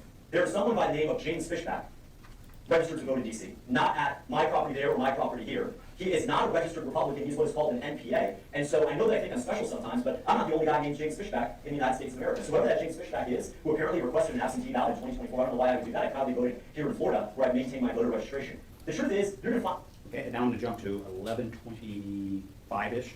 So, Well, I love the state. I've lived here, and I'll die here, and I'm proud of that. No. So Mr. Fishback, did you lie to the media saying that you were not a registered voter in 2020? No. You did not lie to the media? No. Okay. Just flat out. Wait. So what did he say? I'm proud of that. He said that there's some other James Fishback. Well, I love the state. I've lived here, and I'll die here, and I'm proud of that. No. Oh. So Mr. Fishback, did you lie to the media saying that you were not a registered voter in 2020? Were you a registered voter in D.C. or what did he say? No. So Mr. Fishback. No. So Mr. Fishback, did you lie to the media saying that you were not a registered voter in 2020? No. You did not lie to the media? No. I believe. Correct. Okay. Straight into the left. Okay, may I approach the witness? You may. Thank you. Okay. Yep. Exhibit 2. 4009 Davis Place, Northwest. And whose address is that? My father's. Okay. And this is the voter registration that is an NPA, no party affiliation? Yep.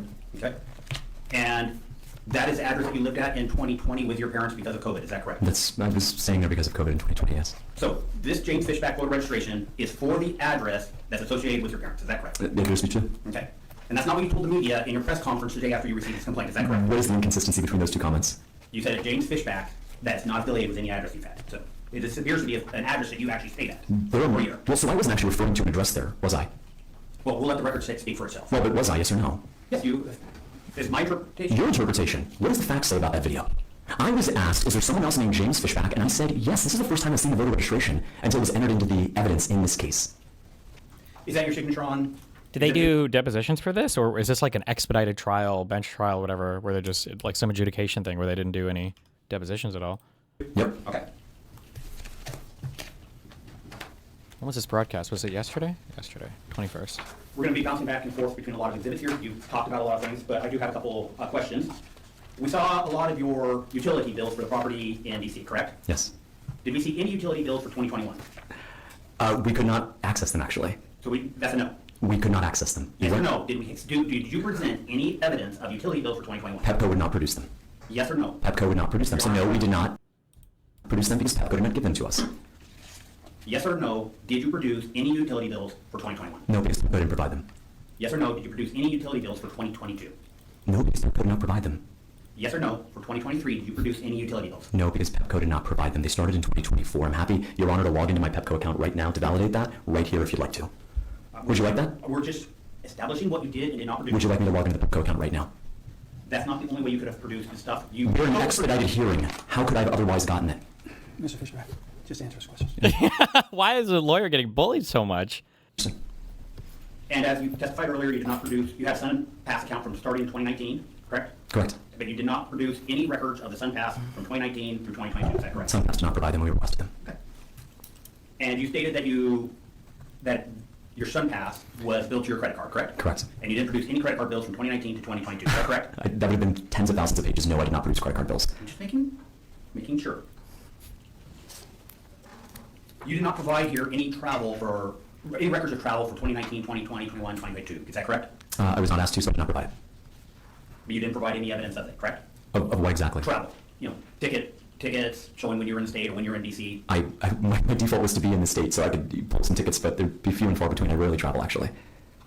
And I believe I saw in here in 2022, sorry, I'm gonna start off. In 2022, in the month of September, you purchased a property in Madison, correct? Correct. And then in the exhibits that you went through, you bought a Tesla, correct? Correct. And that you showed, I think it's exhibit 35, you showed the insurance on that Tesla, is that correct? That's correct. And that insurance document is dated in the fall of 2022, is that correct? I'd have to see it again. What exhibit is that? I believe it's 35, but we'll check. No, it's not 35, so. Exhibit 40 of your list.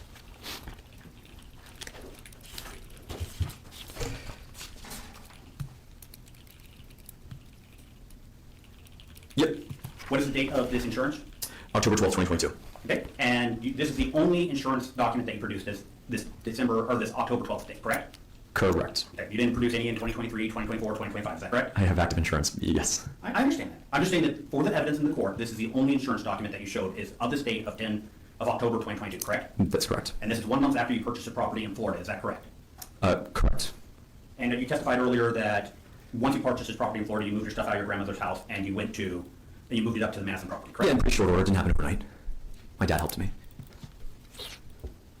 Yet the address on this insurance is still to your grandmother's house, even though you say you've already moved to the Madison. It's 20 days difference. Okay. I didn't say that I moved to Madison. I said I bought it in September. Actually, I bought it in October. And so let's just establish the correct day I acquired the property in Madison. What exhibit is that? I believe it's our exhibit. It's 19th. It's 19th, I think. Okay. The mortgage document is.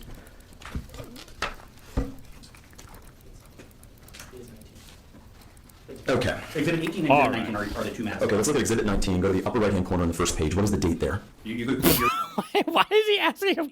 I feel like the other lawyer's getting taken for a ride. What? I don't know. It's hard. Obviously, I don't have a lot of fucking experience. I listen to a ton of different depositions and shit just to prep for my own or whatever. I feel like it feels like the closest thing if you want to be like a fucking debate lawyer. You know, people are like, oh, you're good at debate. You should be a lawyer. There's like so much shit that goes into, especially litigating, beyond just like arguing with people. But I feel like the deposition process is like probably it feels like the most like, this is where the mind games and the how well can you maintain and not get rattled. Deposition, or I guess like actually doing your exams or cross exams in court. I feel like the attorney doing the cross exam here is getting kind of like, I don't know, led around by him a little bit. I don't know, like he's asking questions back, and then the lawyer's like responding, and he's like having a back and forth. And now James is like, let's pull out Exhibit 11. Like, look to the top of Exhibit 11. I don't know, maybe it's more standard for these types of adjudicated things, or maybe it's more standard in general. I don't know, I've just seen different stuff. I don't know, but. Exhibit 19 are the two maps. Okay, let's look at Exhibit 19. Go to the upper right-hand corner on the first page. What is the date there? You're the one testifying, so why don't you go ahead and tell the court? Yeah, October 18th, 2022. You're trying to nail me down for something you didn't even do your work on, trying to say September and October. I purchased the place on October 18th, 2022, and yes, on October 12th, 2022, it was still listed, my insurance at my grandmother's house, because they hadn't moved in yet. Okay. Jesus. Well, it's only a problem because I caught it. Okay. You're a big DeSantis fan, correct? I think Governor DeSantis has been an extraordinary governor. Okay. And when we were going through your exhibits, there were multiple addresses that your nonprofit was located at, correct? How many? I believe it starts with a Spinnaker address, is that correct? Where I was living, correct. And then there's your grandmother's address, correct? Where I was living, correct. And then there's the Madison address, correct? Where I was living, correct. Okay. What's the Spinnaker address? Where I was living after North Beckley Square with my parents from 2017 to 2019 on Griffin Road in the corner of Angler Avenue, just west of the Fort Lauderdale Airport, in a 2-bed, 2-bath townhome. So you live at the Spinnaker address. What are the months again? I'm just trying to make sure. He thinks he's in a movie. But I mean, I don't know. The other lawyer's getting kind of pissed. I don't know. Jesus. I have a timeline here. Roughly June of 2017 to June of 2019. And so June of 2019 is when your parents moved to DC, is that correct? That's correct. And is your statement today that as of June of 2019, that Spinnaker address was no longer associated with you, is that correct? Correct. I mean, in the sense that there was some idle paperwork that would get refiled. I'd go in there and click re-verify, and it didn't have an impact one way or the other. Does But Fishback have representation in this, or is he representing himself? No, he has a lawyer for this. much like old credit card bills that are tied to old addresses, yes, I'm sure old addresses of mine are tied to old properties. So are you aware that there were multiple filings with your organization for that Spinnaker address in 2020 and 2021? With what organization? The nonprofit. What's the name of it? We'll look it up in your exhibits. We go ahead and turn to, looks like Exhibit 54. These are mine, correct? Your Exhibit 54, yes.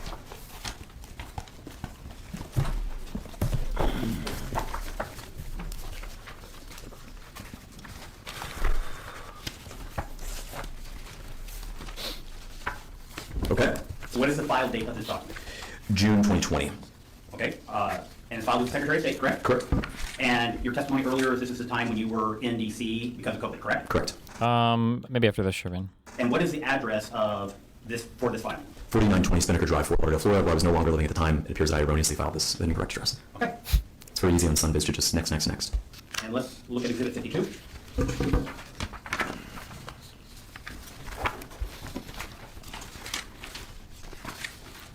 Okay. And when is this one filed? 2021. And what address are you using? 4920 Spinnaker Drive, Fort Lauderdale, Florida. And again, you haven't lived at this address in over 2 years. I haven't lived there since June of 2019. The address on file with Sunbiz has absolutely no relevance to the operation of the organization.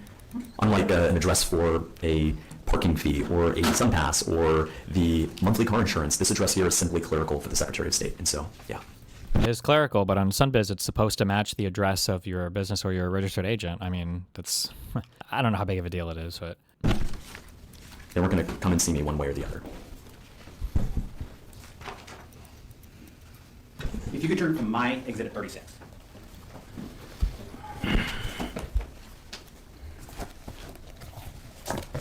Or Plaintiff's 36. Yep. Can you show the court what Exhibit 36 is? This is, looks like a tax form. Okay. And does it say what year this tax form is? It appears to say 2020. And for what foundation is it listed? For the McElroy Foundation. Okay. Now, I'll go ahead and give you a second to look through this, but for the court's record, this is Exhibit 36 is the tax form for 2020, 21, and 2022. Can you please confirm that? This is there's multiple of these? Yes. Oh, okay. Man, I'm so curious how much time they had to prep. Like, they must have had to have shared the exhibits with each other, so they must know what's going to be brought. I would imagine that has to be, right? But I'm guessing there were no depositions done beforehand, so they don't know necessarily which questions are going to be asked beforehand, so he doesn't know. I feel like trying to do a trial or to adjudicate something. I guess if it's like if you're adjudicating on a simple issue or something, maybe it's not as bad.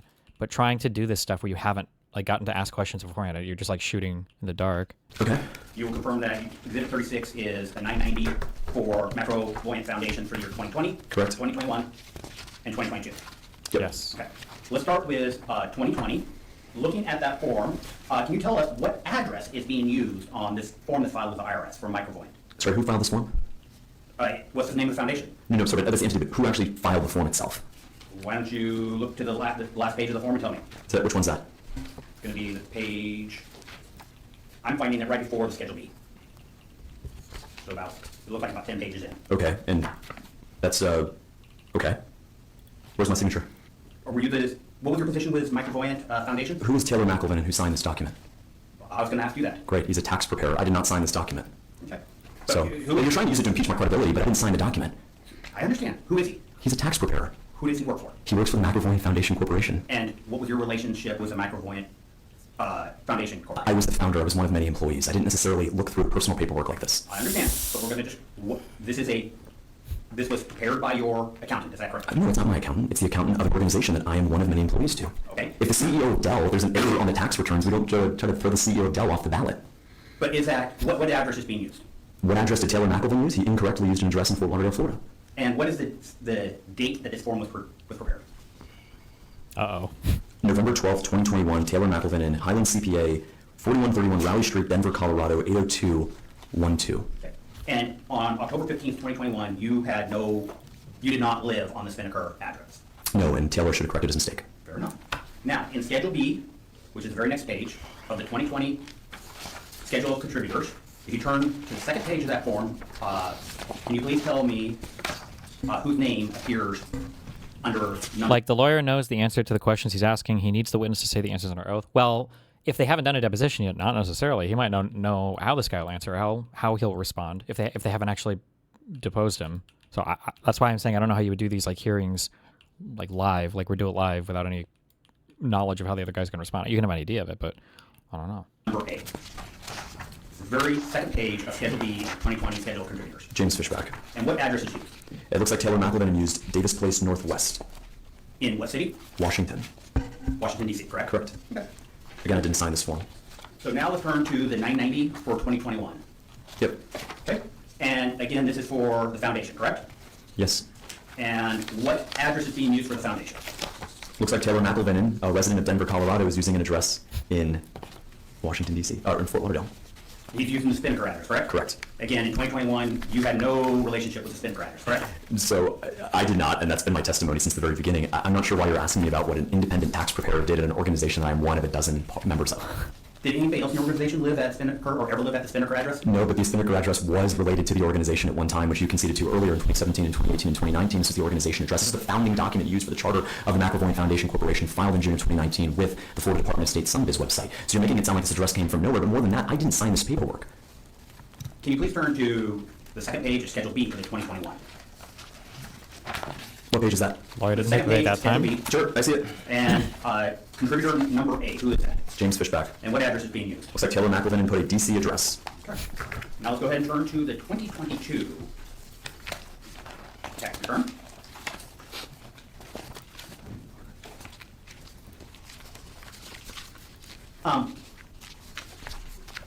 In 2022, the tax form we're looking at here is actually, the name of the foundation is Incubate Debate Inc. Do you see that? That's correct. Is there a difference between Incubate Debate and McElvennon Foundation? They're the same underlying entity, but we changed the name in 2022 to the Incubate Foundation. Okay. And at this point in time, you're using the address in Madison, Florida, correct? That Taylor is using the address in Madison, Florida, correct? For Incubate Debate, correct? Correct. And just for the sake, when was this form prepared by the accountant? By Taylor? Yes. I don't know. Is there a date here? It should be. Yes, it is. Last page 13. Okay. I don't see it here, but okay. See page 13? No, it's somewhere. I don't have it here. May I approach the witness? May. This whole thing got Okay, that is 21. here. Okay, got it. Yep. So to answer your question, it looks like this was signed by Taylor McElvennon in May of 2023. And what's the full date? May 18th, 2023. And in this particular form, filed with the IRS, it's using your Florida, the Madison address, correct? Taylor McElvennon put that address down on this What? Like tax me- return for a uh, nonprofit that I am a part of, correct? Okay. And if you turn a couple pages, we get to Schedule B. You get that? Yep. And the second page of Schedule B, there are actually 3 contributors this time, but I'm only concerned about the contributor number A. Can you please tell us who contributor number, the number 1 is? James Fishback. And what address is used? Taylor McElvennon used 4009 Davis Place Northwest, Washington, D.C. Okay, thank you. We are done with this exhibit 36. Uh-oh. Now, earlier you said that you were, I'll try not, I believe you said you were stuck in DC. Is that correct? What period of time? 2020. Yeah, a lot of people were stuck in a lot of places. The worst pandemic in 100 years. Do you know what day Ron DeSantis opened the state of Florida and Disney World had its first, was open again? No. July 15th, 2020. Were Okay. you aware of that?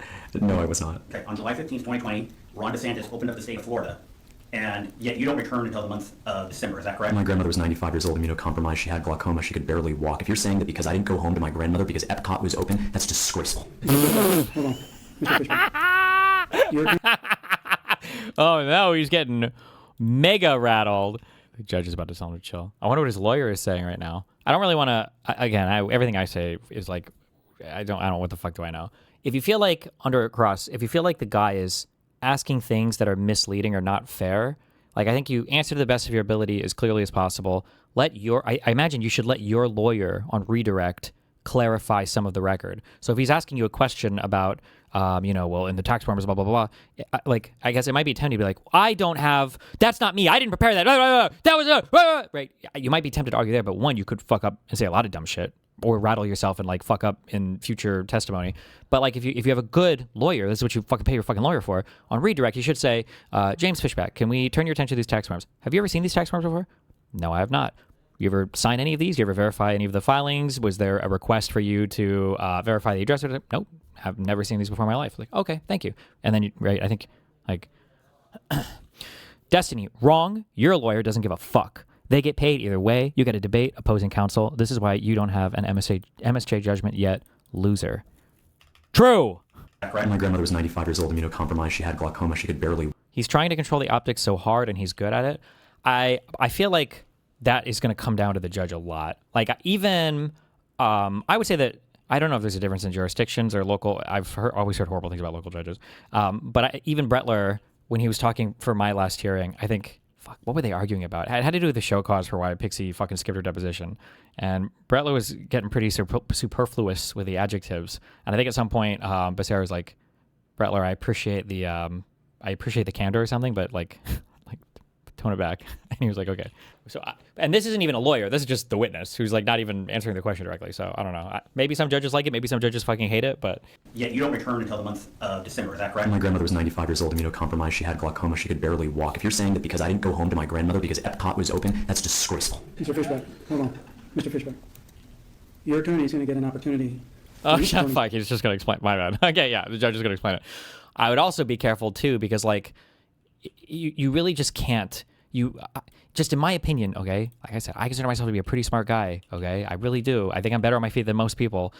Don't try to lie. I would never try to lie in any circumstance like this because if you try to lie or if you get emotional, you could start like unwinding threads that you didn't even realize you were unwinding. Like, I don't know, and I don't know how this could play out or whatever, but like when you start saying all this shit, well, you know, Florida was open, Epcot was open, DeSantis opened it, you said you liked DeSantis, and now you're going off on all this, my grandma had glaucoma, I couldn't leave, blah, blah, blah, blah, blah, blah, right? Well, then maybe the next question is, and I don't know if they would do question of the five. It's like, oh, so you're telling me that you intended to stay in D.C. until your grandma was better? Would you have left her under any circumstance? Because the whole argument that it sounded like that he was making earlier was that his grandma had, you know, some kind of health condition, so he wasn't able to leave or whatever bullshit. Or not that, but like it was related to COVID, and it was only the COVID lockdowns. It's the opposite of what I said. Only the COVID lockdowns were keeping him in place. But now, and I don't know if it's because he's emotional or he's trying to like play points for TV. Well, now it just sounded like he's saying, well, hold on. It sounds like you feel like you have some obligation to stay here until whatever. Yeah, the grandma's in D.C., right? Yeah, it must be because they're talking about coming back to Florida. That's a completely different argument, and that's a much scarier argument because how long? Because what if the next question is, well, how long has your grandma been sick for like this? It's like, oh, I don't know, maybe a year and a half, and now you're up there saying that you don't want to go back to Florida when Epcot is open because you're scared that she's sick. How are you not now domiciled, you know, somewhere else? Wait, the grandma lives in Florida? Wait, if the grandma lives in Florida, why is he asking this question about him? What does that have to do with him coming back then? 2020. Yeah, a lot of people were stuck in a lot of places. The worst pandemic in 100 years. Is that correct? Right. Now, earlier you said that you were, I'll try not, I believe you said you were stuck in D.C. Is that correct? Stuck in D.C. With what period of time? 2020. Yeah, a lot of people were stuck in a lot of places. The worst pandemic in 100 years. Do you know what day Ron DeSantis opened the state of Florida and Disney World was open again? No. July 15th, 2020? Okay. Oh, never mind. I'm sorry. I misunderstand. I actually completely misunderstood this, but the point actually I think still fits the same. Wait, he's saying he didn't go back to his grandma because she's old and sick, so he doesn't want to go back and make her sick, is what it sounds like. That's why he's saying he didn't go back. But then it still sounds like you could use the same argument. Like, so then are you going to stay indefinitely until she dies or gets better or whatever else? But okay. You aware of that? No, I was not. Okay, on July 15th, 2020, Ron DeSantis opened up the state of Florida, and yet you don't return until the month of December. Is that correct? My grandmother was 95 years old, immunocompromised. She had glaucoma. She could barely walk. If you're saying that because I didn't go home to my grandmother because Epcot was open, that's disgraceful. Mr. Fishback, hold on.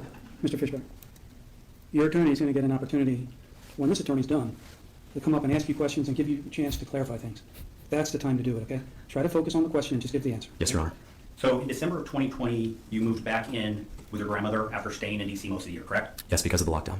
And you voted in D.C. in November of 2020, is that correct? I went into the voting precinct, presented my Florida ID, said I can't get back to Florida in time. Can I vote here with my Florida ID? She said yes, signed me up apparently, and I voted for President Trump and I walked out. Did you spend any time trying to research what it would take to get the Secretary of State to mail you a absentee ballot in 2020? I did, and it was too late. So the reason why you didn't vote absentee in Florida in 2020 is your testimony here today because you didn't think about it in time. Correct. A lot was going through my head in 2020. You could turn to your Exhibit 17.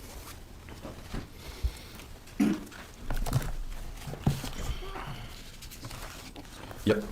And this is an email that you already discussed with counsel, correct? Prior to our break? He'd asked me about it, correct.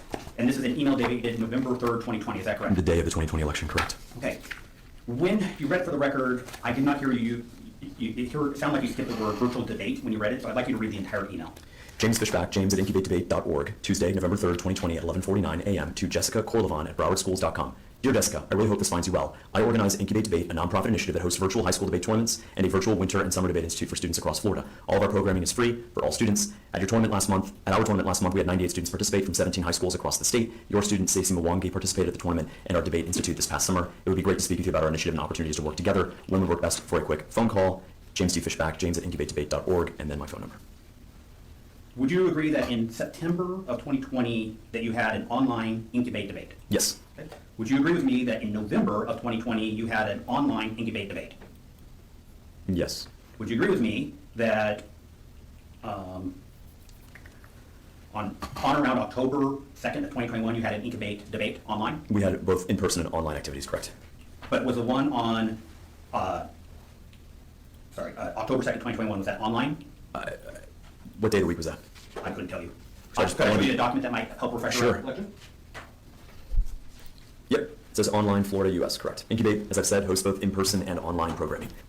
Is this an exhibit that's not in already? It's not, it was not in, I just have to refresh his recollection. Well, Well, okay. I don't get it if you're just refreshing his recollection. Got it, sorry. It's all right? So, you've had an opportunity to look at the document that's put in front of you? Yep. Okay, and after looking at this document, you did your testimony here today that on October 2nd, 2021, you hosted a Incubate debate I guess you could probably enter something new into the record if you needed to, right? online. We hosted Incubate debates Oh, it this doesn't year matter much. online. Okay. On January 23rd, 2021, did you host a debate online? In January 2025, we hosted a debate online along with January 2021. Along with January 26th. January 23rd, 2021. Yes, and in every January since then, we've hosted online activities. Okay. But I'm asking about this specific date, so I want to make sure we have a clean record. On January 23rd, 2021, did you host an online debate as a part of Incubate debate? Yes. Okay. On March 27th, 2021, did you host an online Incubate debate? Yes, and we've held several online Incubate debates this year as well. Judge Ben says you can refresh recollection on anything, even if not in evidence. Okay. And on May 22nd and May 23rd of 2021, did Incubate debate host the championships online? We have held many tournaments online. That seems to be one of them as well. Oftentimes hard to get a student from Gadsden County or Jackson County down to Miami, so we'll host online scrimmages and tournaments and championships with students who might have geographic accessibility issues. Now, earlier today, you were talking about Judge Gorsuch speaking to Incubate debate. Correct. Would you, was that August 2nd, 2022? That's correct. It was on a Zoom call with about 100 students. Okay, so that was online Zoom call. Correct. And that August 2nd, 2022, that was a couple months before you purchased the property in Florida, correct? Yes, I purchased my home in Madison in October of 2022. Actually, may I see that image, please? Just want to verify something. Sorry, Your Honor, may I have a- You may. So what you'll notice about this image, we have a lovely Supreme Court Justice, Your Honor, but James Fishback is right here. If you go on Zillow, that will corroborate the living room of my grandmother's house, 721 Northwest 66th Avenue. So thank you for providing this exculpatory evidence to the court. I had this Zoom call with Neil Gorsuch, with our students, from the home I was living in Plantation, Florida on August 2nd, 2022. I hadn't thought about that, so thank you. Oh, it's exculpatory. He wins. If it's exculpatory, that means it's some type of evidence that basically proves that he couldn't have been doing whatever bad thing they accused him of doing. So it's auto win. If that's always the goal in like big court cases, if you can ever just like declare a thing as exculpatory, it's over, and then the other side has to give up. The record reflect, do not rebut that. It's just he's being a goofball. The judge must not give a fuck. I don't know. I guess not. Good one, Chief. Jesus. The record reflect, do not rebut that.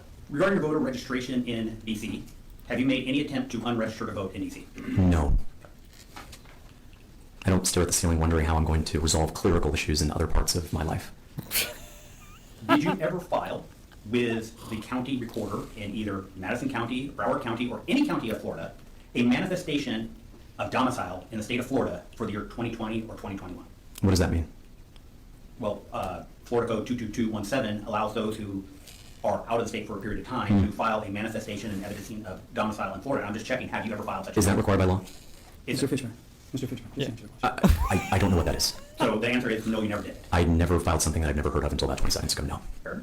I'm just making sure. We looked, we didn't see that you filed one. I'm just making sure that you didn't file one. So Was I required to? that's a legal question. I'm not your attorney. I just want, Your Honor, I'm just I don't know why the attorney's answering him. He doesn't have to say shit. Just move on to the next thing. Fucking let him. He should be asking questions into the wind. The guy examining him doesn't have to fucking answer shit. I'm sorry. Fuck him. It's, the rules here are, he asks the questions, you answer them. Again, Mr. Sabatini will be coming up and he'll give you a chance to explain various things. Thank you, Your Honor. I'm rather new to this. Oh no.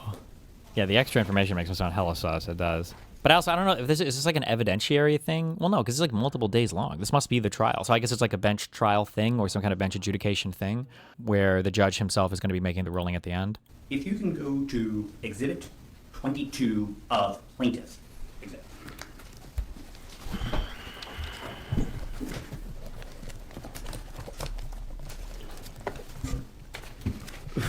Okay? The last page of Exhibit 22. Can you pull that? Can you look at that? Yep. Is that your signature? It is. Okay. You heard Mark McLaughlin testify about this document earlier. Do you disagree with his statement of where this document came from? What was his statement? Well, I'm not here to testify. I know, but I don't remember what his statement was. Okay, so you didn't remember what he said earlier today. I just know that Jay Collins paid him $50,000 to come here. So right now you have nothing to say about the credibility of what Mark McLaughlin said about this document. What did he say about it? I don't genuinely remember. Okay. We'll move on. There you go. Oh, sure he's you're so not- rattled. Yeah, he doesn't have to answer, or the other guy doesn't have to say shit unless he really wants his answer to it. Oh shit, Fishback's getting rattled. Okay, the other attorney, he's locked in now. He's not taking the bait anymore. He's locked in. So if you could turn to what is in this document, document 82-3, page 2 of 15. That's at the top of the page. That's kind of what's called Yep. And what- 82-3. Okay. page 2 of 15. Do you see that? Yep. Okay. What does the page say?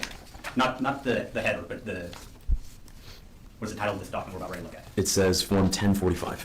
Okay, I think we're on different pages. You're on 82-3? Can I approach the witness, make sure we get on the same page? Yes, you may. Okay, page 3. I said page 2 of 15. Can you please read what is? Yes. You wrote relevant portion of 2018 income tax return. Okay, I didn't write that, but that's what the record says. Not the IRS. This is like a Yes, I header. understand. I'm This just is probably, yeah. making sure that we're on the same page. Okay. Now let's turn to the page that says page 3 of 15, correct? Yes. What is the form, tax form that we are looking at? It says Form 1045. And what year are we looking at? It says 2018. Okay, and what is the name of He's for this getting, particular form? he's It rattled. says application for tentative refund. Okay. Uh-oh. And what is the name on it? James Fishback. And what address is being used? It's actually redacted. What city and zip code? The address is redacted, but it says the city is Washington, D.C. Okay. Now let's turn to page 5 of 15. Is he gonna yap? What Oh, IRS no, form he didn't say are we anything. looking at? It says 1040, And what year are we looking at? 2019. And what is the name of the person? James Fishback. What city and zip are we looking at? It says Washington, D.C. Okay. And let's turn the page to page 6 of 15. It's okay. We got this. We got What are we this. looking at here? It says 2019 D40E sub. For what government entity? It says District of Columbia individual income tax declaration. Okay. And for what taxpayer is this form for? It says James Fishback. And what city and zip code are we? It says Washington, D.C. And there's no signature of mine on this at all. I understand. Let's turn to page 8 of 15. Okay. Oh no. What tax form are Oh we looking at? no. Shit. Oh no. 1040, For what year? 2020, And what is the name of the taxpayer? James Fishback, What city and zip code are we? Washington, D.C. Again, no signature on it. Can we please turn to page 9 of 15? Yes. What form are we looking at? 2020 District of Columbia individual income tax declaration for electronic filing. And for what taxpayer? James Fishback, And what city and zip? Washington, D.C. let's go No ahead. signature on that as well. Let's turn to page 11 of 15. Yep. What tax form are we looking at? 1040, 2021. And what taxpayer? James Fishback, And what city and zip code? Washington, D.C. And zip code? 2007. Okay. No signature on that either. Let's go to page 12 of 15. Yep. What tax form are we looking at? District of Columbia individual income tax declaration for electronic filing. And what taxpayer? James Fishback, And what city and zip? Washington, D.C. 2007. Again, there's no signature on that. And let's turn to page 14 of 15. Okay. What tax form are we I was looking gonna at? mention something earlier. I don't know how his exhibits or whatever. I feel like exhibit prep is. I feel like it's really important. Like have your exhibits nice and neat. Like if you have some junior associate or some fucking clerk that like to do all the highlighters and shit in college or high school, this is the time to have everything nice and neat. So you're not fumbling through pages. It fucks your rhythm up, right? Like having these exhibits all like very neat, very clean, letting you machine gun fire these things off. I don't know how much it impacts the judge. It sounds impressive to me, I guess, as a layman or whatever. Like, oh damn, like boom, boom, boom, boom, boom. So you're not like fiddling around with papers and trying to find shit all fucking day or whatever. 1040, 2022. Taxpayer James Fishback, City, Washington, State, D.C. Zip code 2007. There's no signature on that. And let's go ahead and turn to page 15 of 15. Mm-hmm. And what are we looking at here? 2022 District of Columbia individual income tax declaration for electronic filing. Names James Fishback, City, Washington, State, D.C. Zip code 200. he's speed running it. Oh man, he's just speed running it. Oh man, he's mad. Now this is when the attorney's like, I didn't ask you that. I just wanted to check the date. Let's go to the next one. No, I'm just kidding. 07. Again, no signature on that either. Okay. And I just have a question here real quick. In your exhibits, did you produce any of your tax returns from 2019 to the present? No, because you had them. Did Joan provide you a nice binder to flip through for your depot? No, it was they did it okay-ish, but it wasn't as good as it should have been. I love you, Shervin. Who's playing with their pen? Is it his pen or is it somebody sitting at a desk? It's not part of the exhibits. It's not one of the exhibits, the rebuttal exhibit that I'm going to have admitted into the evidence. So, Did you It's a one-page disclose this exhibit before today? no. It's a rebuttal exhibit. Well, I think I ordered all exhibits to be exchanged. Well, I haven't read it. I haven't had a chance to read it yet. But I would just say, based on what I noticed in the expedited hearing, we worked pretty closely together over the last 2 weeks to get everything in line. Now I'm seeing the document for the first time, so. Ooh, uh-oh. Okay, he's going to object. I'm going to ask the questions. Mr. Fishback, earlier you testified that you started. I'm sorry, just 1 second. Oh, wait. I haven't ruled yet. Okay, sorry. The objection is sustained. But you can ask him about it, and you can even use it to refresh his memory. That's what I'm going to do. So. All right. Okay, so this guy wants to enter something new into evidence, a new exhibit that neither side has seen yet, and his rationale is to rebut something, I guess, that Fishback testified to earlier. The defense is objecting to that on the grounds, I guess, that they didn't get to see it yet. And then the judge sustained the objection. Generally speaking, in a deposition, you object to preserve it on the record, but you still get to ask the question anyways, and you're expecting an answer, unless it's an attorney-client privilege objection. However, I don't know why, if the objection is sustained here, the guy is allowed to continue his questioning. I'm not entirely sure why. He said he could use it for recollection.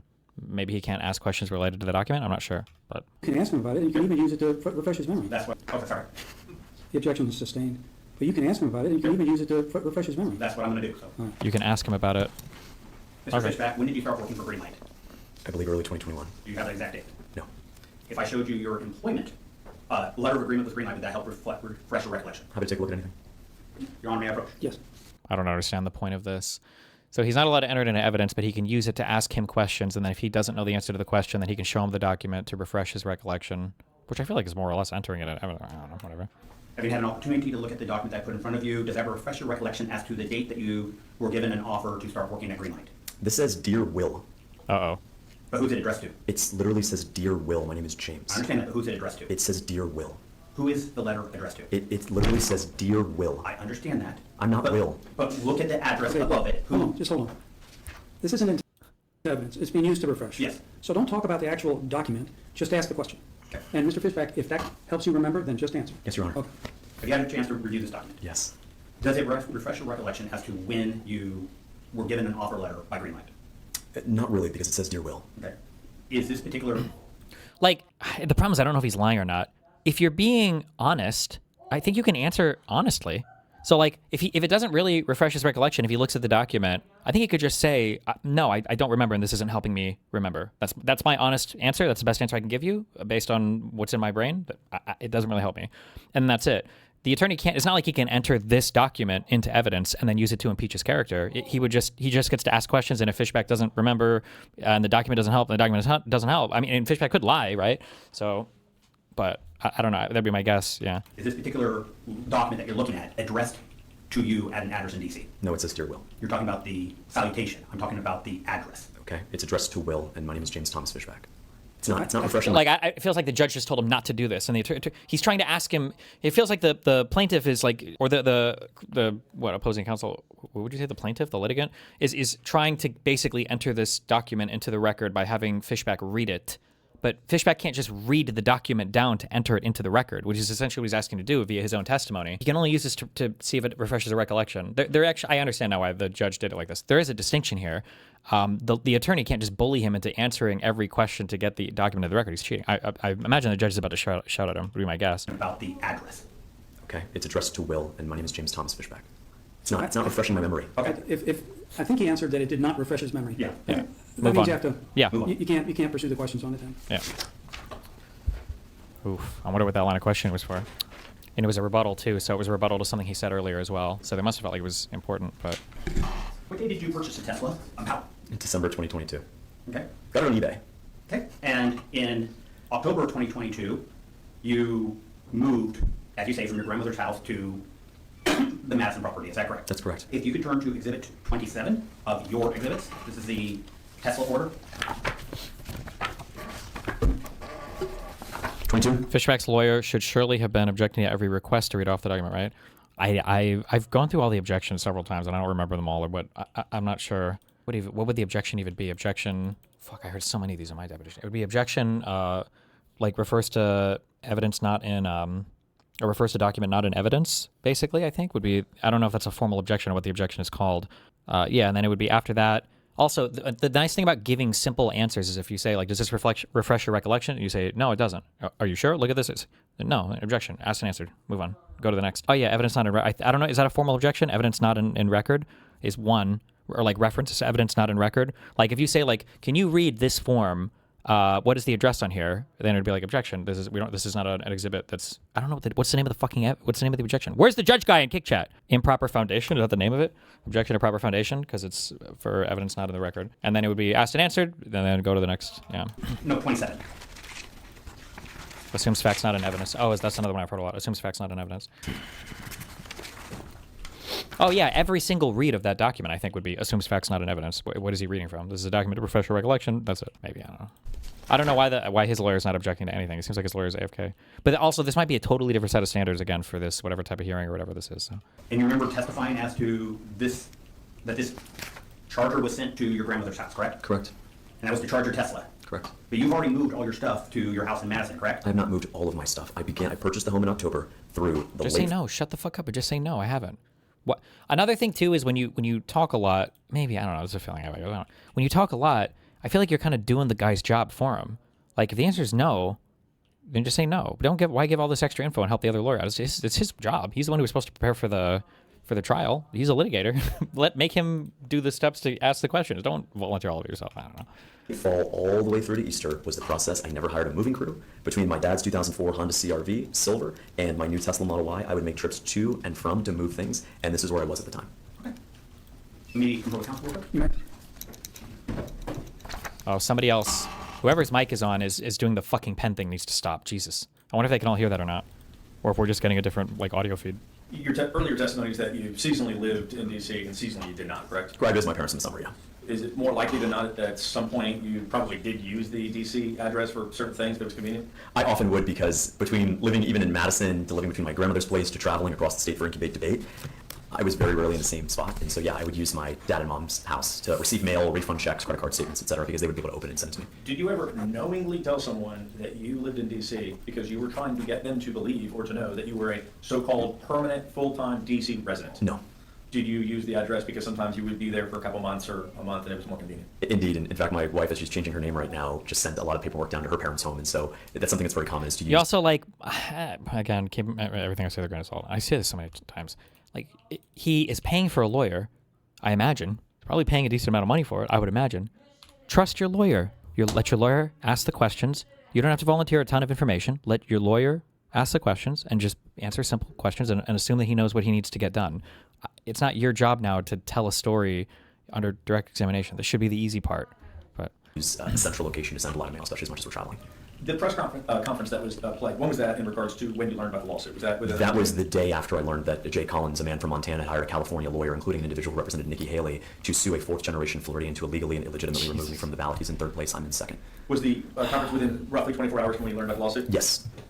At that time, and again, you're under oath, had you even had full knowledge of which elections in D.C. or Florida or any you actually voted in? No, I had known that obviously in 2020 I went to cast my ballot there, but I hadn't really studied the complaint. You and I, and as my lawyer, don't want to get into that, but like you and I really barely spoke the day the complaint happened. I was traveling. I was on my 67. you and I and my lawyer? Is this a different lawyer or another guy? Or County tour. The day that I got sued, I was in the Keys, the last county, Monroe County, to complete our tour. And so quite fittingly, we were making his own counsel reminding him that he's under oath?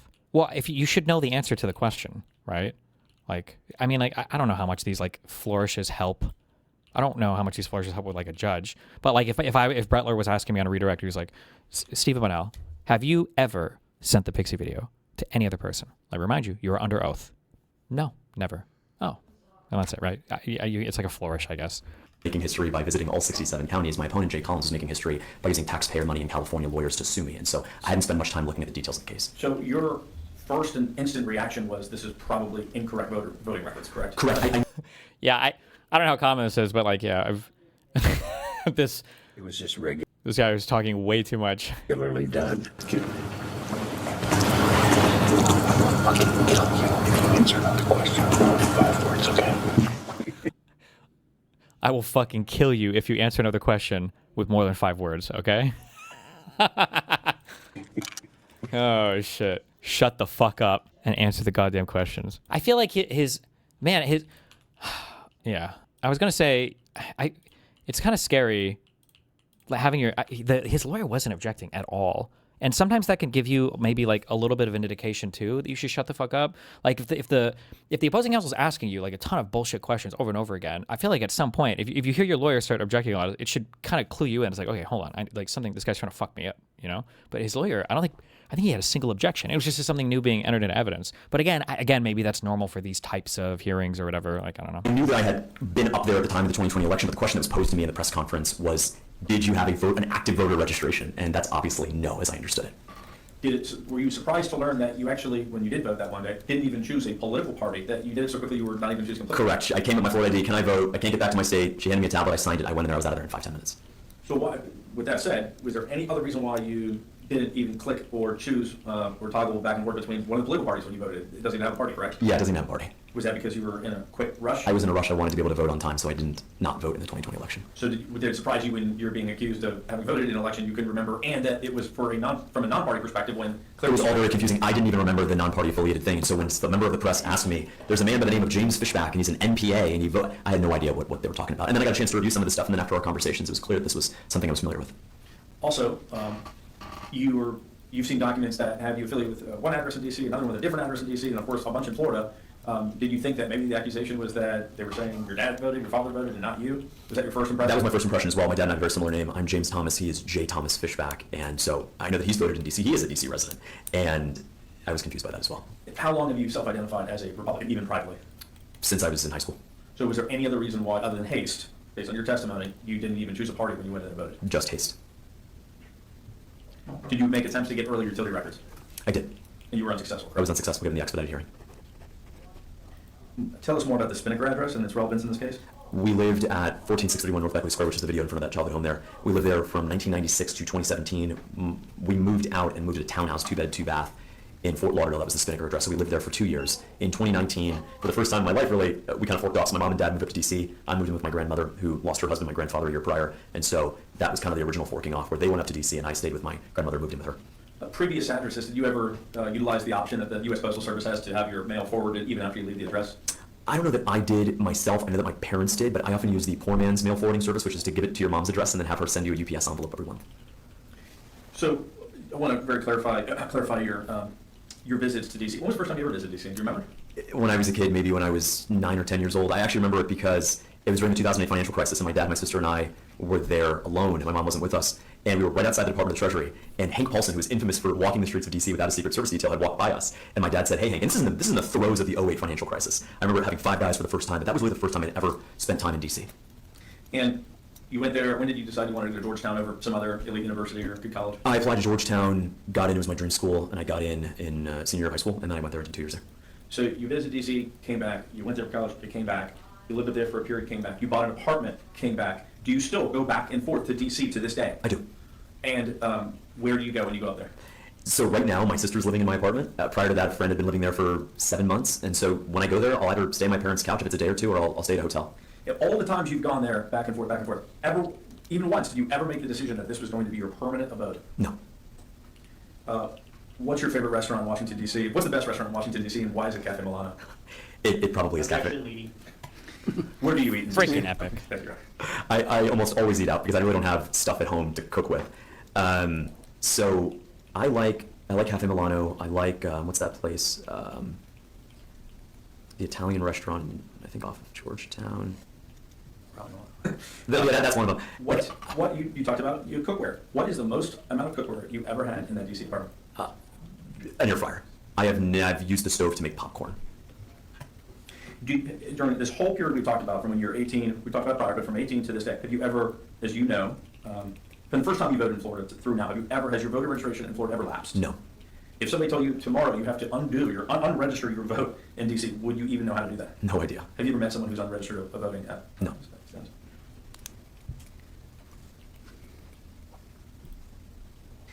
Before you filed to run for governor of the state of Florida, had any person ever told you or referred to you as a full-time DC resident? No.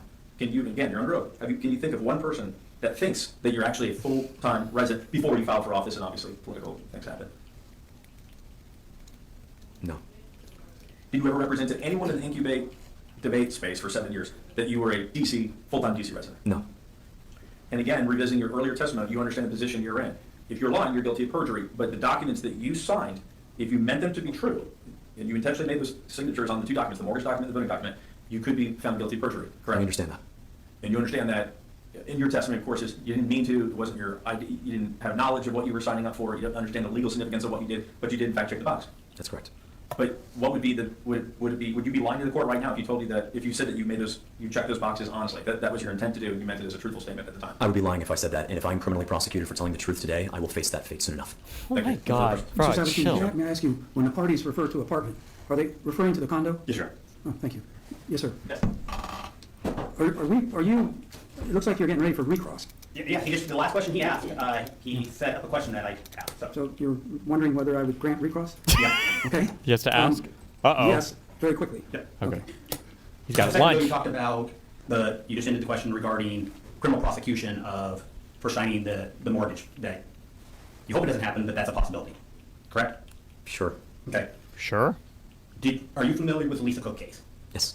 And can you tell me what the Lisa Cook case was about? So Lisa Cook is a member of the Board of Governors of the United States Federal Reserve. President Trump removed her from office in line with his Article 2 powers. My investment firm, Azoria, filed an amicus brief, which was accepted by the United States Supreme Court and cited by Justice Amy Coney Barrett, which referenced that President Trump, being the head of the executive branch of the United States government, has the right to remove any executive officer at any time without any explanation. In fact, your amici brief basically said that mortgage fraud damages credibility, correct? Yes. Okay. And that is something that you submitted, and it wasn't just your company, it was you individually also, correct? Oh, Correct. Submitted to geez. the United States Supreme Court And you also did it to the circuit court, correct? and to the district court. And to the district court. So you submitted 3 different amici briefs to federal courts. All saying that if you fuck a mortgage document up, it should severely undermine your credibility. Well, didn't we just look at you fucking up your registered to vote documents and your tax forms and your, I don't know. About the Lisa Cook case, in which you stated that mortgage fraud damages the credibility of Lisa Cook, and that is why, one of the reasons why President Trump could get rid of her. Is that correct? That's correct. Okay. A minute ago, you were talking about voter registration. What year exactly were you in Georgetown going to school? I went to Georgetown in 2013, 14, 15. Okay. Okay. Nothing further, Your Honor. Mr. Sabatini, you want any That was it? Okay. redirect? If I could, Your Honor, it'll just be 2 quick questions. You were 26 years old when you got the mortgage, roughly? Correct. And you were around 25, 26 when you voted? Yep. Yep. And is it your understanding that you didn't quite understand the documents, you weren't intentionally trying to commit fraud, you just signed a document? That's right. And these high-profile political situations with both Elise Cook and I believe it's Attorney General Letitia James and other high figures on both sides of the political aisle who are being accused of Yeah, they were way older. They were more responsible than you because they were older, and so they knew better, and that it's not the same. So it's not comparable, right? So while it might damage their credibility, it shouldn't damage your credibility. mortgage fraud. Would you differentiate your case in any way based on your age? I mean, Lisa Cook, and I know this intimately because I wrote the amicus brief. Lisa Cook filed for 2 different mortgages within the span of a month in 2 different homes, declared they were both her primary resident 1 year before becoming a board member of the United States Federal Reserve. That's a little bit different than buying an investment property in Washington, D.C. But to your point, Mr. Sabatini, I would much rather always tell the truth no matter what the consequences are. No further questions, right? Okay. Mr. Fishback, you may return to your seat. Thank you, Your Honor. And Mr. Sabatini, you may call your next witness. Just as a factual matter, my assumption, without knowing much about real estate, is that if you were to give me that fact pattern that somebody applied for 2 different, my guess is they were just like, they tried to apply for a loan on one house and then they tried to apply for a loan on another one because they didn't get the first one. That'd be my assumption, unless you have more documents to prove it. And I'm pretty sure, isn't that basically what ended up happening? The fact pattern they just laid out doesn't make it sound like there's absolutely fraud or whatever that occurred. It just sounds like somebody was applying for a mortgage and then looked at a different house, so had to apply for a second mortgage. But rather than was trying to buy 2 homes within a month of each other and lying on the second one about it being a primary residence to get a better interest rate. But, you know, is this really too far? We call our next witness, which is, he's in the hallway right now, that'll be Mr. Jay Fishback Sr., his father. Ms. Davis, would you like a more comfortable chair? You are counsel I for... heard you. I heard you talking. I would love a comfortable chair. I'll take Yes, one over please. here. Okay, so before you sit down, if I can get you to raise your right hand, do you swear or affirm the testimony you're about to give will be the truth, the whole truth, and nothing but the truth? I do. Thank you. You may be seated. You may proceed. Thank you, Your Honor. Oh, the Cookie Monster's here. Uh-oh. Mr. Fishback, would you mind stating your full legal name? J. Thomas Fishback. And how do you know the his defendant dad. in this case, James Fishback? That's my son. I've known him since before he was born. And you know what this case is about, correct? Yes, sir. And obviously you haven't watched any of the testimony at all in this case, correct? Well, I did watch about the first minute when and it was talking about he was in middle school and high school and he was in debate, and then I walked away because I think I wasn't supposed to. But so I did hear about the first minute. About And- 60 seconds, correct? Correct. So we'll just keep it nice and short and simple and go through a chronological pattern here. For the first 10 or 15 years of his life, where did he live based on your factual experience observation? Well, I guess I'll start to the very beginning. I got married in 1993 to his mom. We lived in, when my wife was pregnant, we lived at He said, keep it simple. 1507 Argyle Drive in Fort Lauderdale. We moved from there to Davie before he was born. She was pretty big. She might have been about 8 months pregnant. We moved to 6700 Nova Drive in Davie, and then we lived there for about 2 years. And then he was, well, no, less than 2 years. Oh man, this dad is so excited. Then we moved more He or less gets to his to answer childhood home, which was 146. and yap on the most irrelevant fucking shit. Did he ever move out of the state of Florida permanently before he attended Georgetown? No. When he attended Georgetown, did he ever tell you that he was moving there permanently for the rest of his life? No.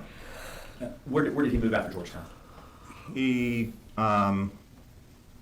in Georgetown. I meant, where did he go after Georgetown? Did he come back to Florida? Oh, he came back to Florida, yeah, correct. And so he's back in Florida. Has he ever permanently resided in Washington, D.C.? No.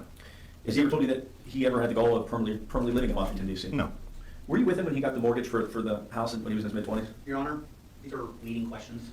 If you ever, the question is, was he with him when he got the mortgage? Yeah.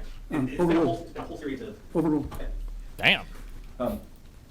Did you ever speak to your son about obtaining a mortgage? Don't really recall. I mean, I know he got a real estate agent, I guess, but no, I don't remember me talking to him about getting a mortgage. How is that a leading question? I mean, you're trying to establish some factual record about the documents, and so if I ask the question, has your son ever applied for a mortgage before? And you say yes. Where did he apply for a mortgage? In D.C. What year do you think it was? It was this year. Were you with him when he signed the documents? Somebody might consider this to be like a proper, I don't know if you would call it foundation, but like you have to prepare your question down the line. However, if the lawyer were to ask the question from the very beginning and without establishing any of that question, if the lawyer would say, were you with your son, like this would be a really obvious one. Were you with your son when he signed the mortgage documents that said that he was a permanent resident of Florida and that he would never break a law and he would be a bad guy at all? You say, okay, hold on, leading question. Just you can't give the answer to your own witness. You're allowed to lead on cross, but your own lawyer is not allowed to give you major leading questions. You're supposed to build a proper foundation to the question you're asking. Now, what counts as leading or not? Like, could he just ask the question? I mean, probably it's not. This is not like a hardcore fucking rape criminal case or like a multi-trillion-dollar civil litigation suit or whatever. So I imagine for some cases the judge will have more leeway. This is like I don't even know what this is, evidentiary, whatever the fuck this is. So the judge might not give us much of a fuck. But were you with him when he was applying for any sort of loan or anything like that online? No. Okay. Do you recall reading through any of his documents at the time? No. When he started spending time in D.C., that was before he purchased an apartment, or was that after? So his childhood home, I've got to say this to get my chronology right. His childhood home was 14631 North Beckley Square. After that, we sold that home. We moved to Fort Lauderdale, 4920 Spinnaker Drive, and that was in 2017, I believe. We moved from, all of this is Broward County. We moved to 4920 Spinnaker Drive, and then from there, I moved with my wife up to D.C. She has 2 childhood friends that live in that area up there, and so we moved out of Florida, my wife and I, to Washington, D.C. Okay, if you want to up your joke-telling ability or like your social skills or whatever the fuck, just a random tip. I don't even know how you train this, but learn the relevant details for anything that you're saying, because some people just pad so much, and it's like, please, fucking God, everybody wants you to get to the fucking point. Holy shit. 2019, right before the scamdemic. What was your relationship between your son and your mother? What was his grandma. Oh, they were very close. So did he ever live with his grandmother? Yes, he did. When was the time period in which he started? That was when we moved out of 4920 Spinnaker Drive. I moved all his stuff from there, and I believe that was in the summer of 2019. I moved his bedroom there to a bedroom at my mom's house in Plantation. So his stuff went from the house you were getting rid of to your mother's house, his grandmother's house down the road. Correct. And he would just visit between D.C. and there. Is that your testimony, or what was his travel pattern like after that? Oh, after we moved from there, his travel pattern was, he's always spent most of his time in Florida. For a couple years there, I think the DC was more of an office for him. He had a computer set up in there and stuff like that, and when he came into town, he stayed there when he came into town. Did you ever observe whether his DC property was furnished or not? Yeah, there was some furniture. Narc-vids, I don't even know how you would even begin to address that, if it would be really risky, depending on the judge, if you can even have, if like a political opinion would be relevant. But like, yeah, if you thought it was a scamdemic, if none of you guys thought it was real, then why did you feel the need to stay away from your grandma? I don't know if you would be allowed. I don't even know how that would work. I don't know. Yeah, I'm not sure. You're in there, yeah. Was it furnished the way you would furnish a full-time residence or not? No. And after the COVID pandemic, did he spend more or less time in DC? I would say the maximum amount of time he spent in D.C. was probably, I think the most time he ever spent there maybe would have been somewhere around a total of about 3 months out of a year. And he would I feel like they coached that, but it could be the truth also. I said earlier when we were listening, James Fishback was very smart. He was like very keen on the whole like, oh, I was in Florida for like what was it, like winter, spring, fall, or whatever. And I was only in DC for the summer. I was like, oh, okay. Only a quarter of the year. Nowhere near that half or whatever that you would need to, I guess, to change your domicile or whatever. And then he just said 3 out of 12 months for sure. 1/4. Nowhere near half, Your Honor. But I mean, maybe it's true though. I mean, I don't know. would not stay there for more than a week at a time. Have you been to his Madison home? Yes. Okay. Did he bring the stuff he had from Plantation at your mother's home? No, he didn't bring it. I brought his bedroom, his bed, and his tables, and his books and stuff. I moved that from 4920 Spinnaker to my mom's house, and he had his own bedroom there. And then when he got the house in Madison, I moved it up there for him. So his permanent furniture and belongings never actually went to D.C. They went from Plantation to Madison. That's your testimony. Correct. Just one moment for my client. In terms of politics, local politics in Washington, D.C. versus Florida politics, have you ever heard your son speak in a detailed way about D.C. politics at all? Or never. What about Florida politics? All the time. Is that true even in the years around COVID? Yes. And then Incubate Debate, obviously you're familiar with the organization Incubate Debate, are you or are you not? Oh yeah, I drove the kids all over Florida in a bus and coached a lot of the tournaments. I spent a lot of time there. And to this day, are you still somewhat involved with Incubate Debate? It's kind of been weaning off. The last time I was judged in one of the tournaments, I think it was like about 6 months ago, so not as involved as I was, but I would stay still, yeah, I mean, I'd still be available for judging. Based on your own factual observations, knowledge, and memory, roughly how much time, week to week or month to month, however you'd like to phrase it, how much time has your son put into that Florida organization? Oh, that was his blood, sweat, and tears. He started out, it was essentially a full-time job, I would say.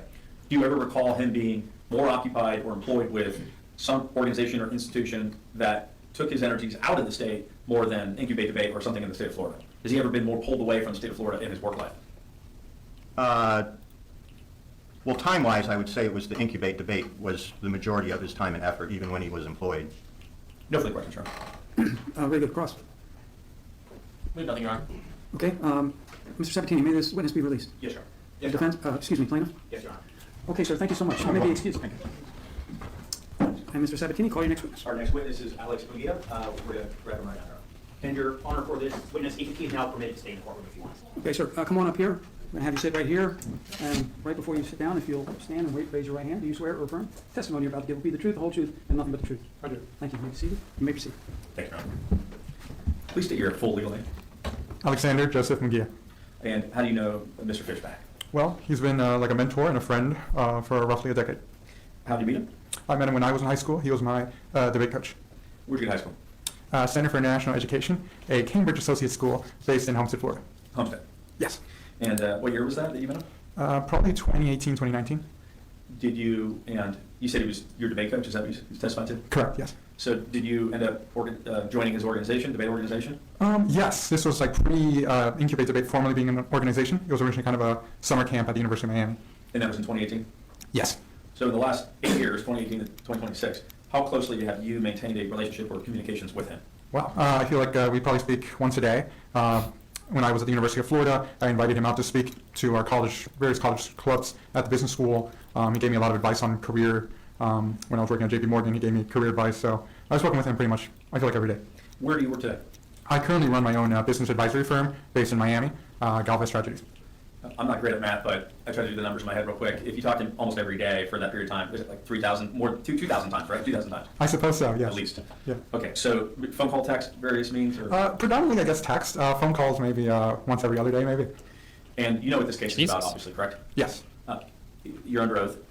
What have you ever had the belief? Have you ever believed? Have you ever known it to be the fact that Mr. Fishback was a full-time DC resident? No, I always assumed he was a Florida resident and that he is one. What was your understanding of his relationship to DC based on what you observed and what you know? I know he spent his summers there, and I know he would go for different business meetings, but he would often come back either to Miami or now in Madison. Having spoken to him 2,000 times, had he ever told you that he was going to be permanently staying in Washington, D.C.? He's never told me that.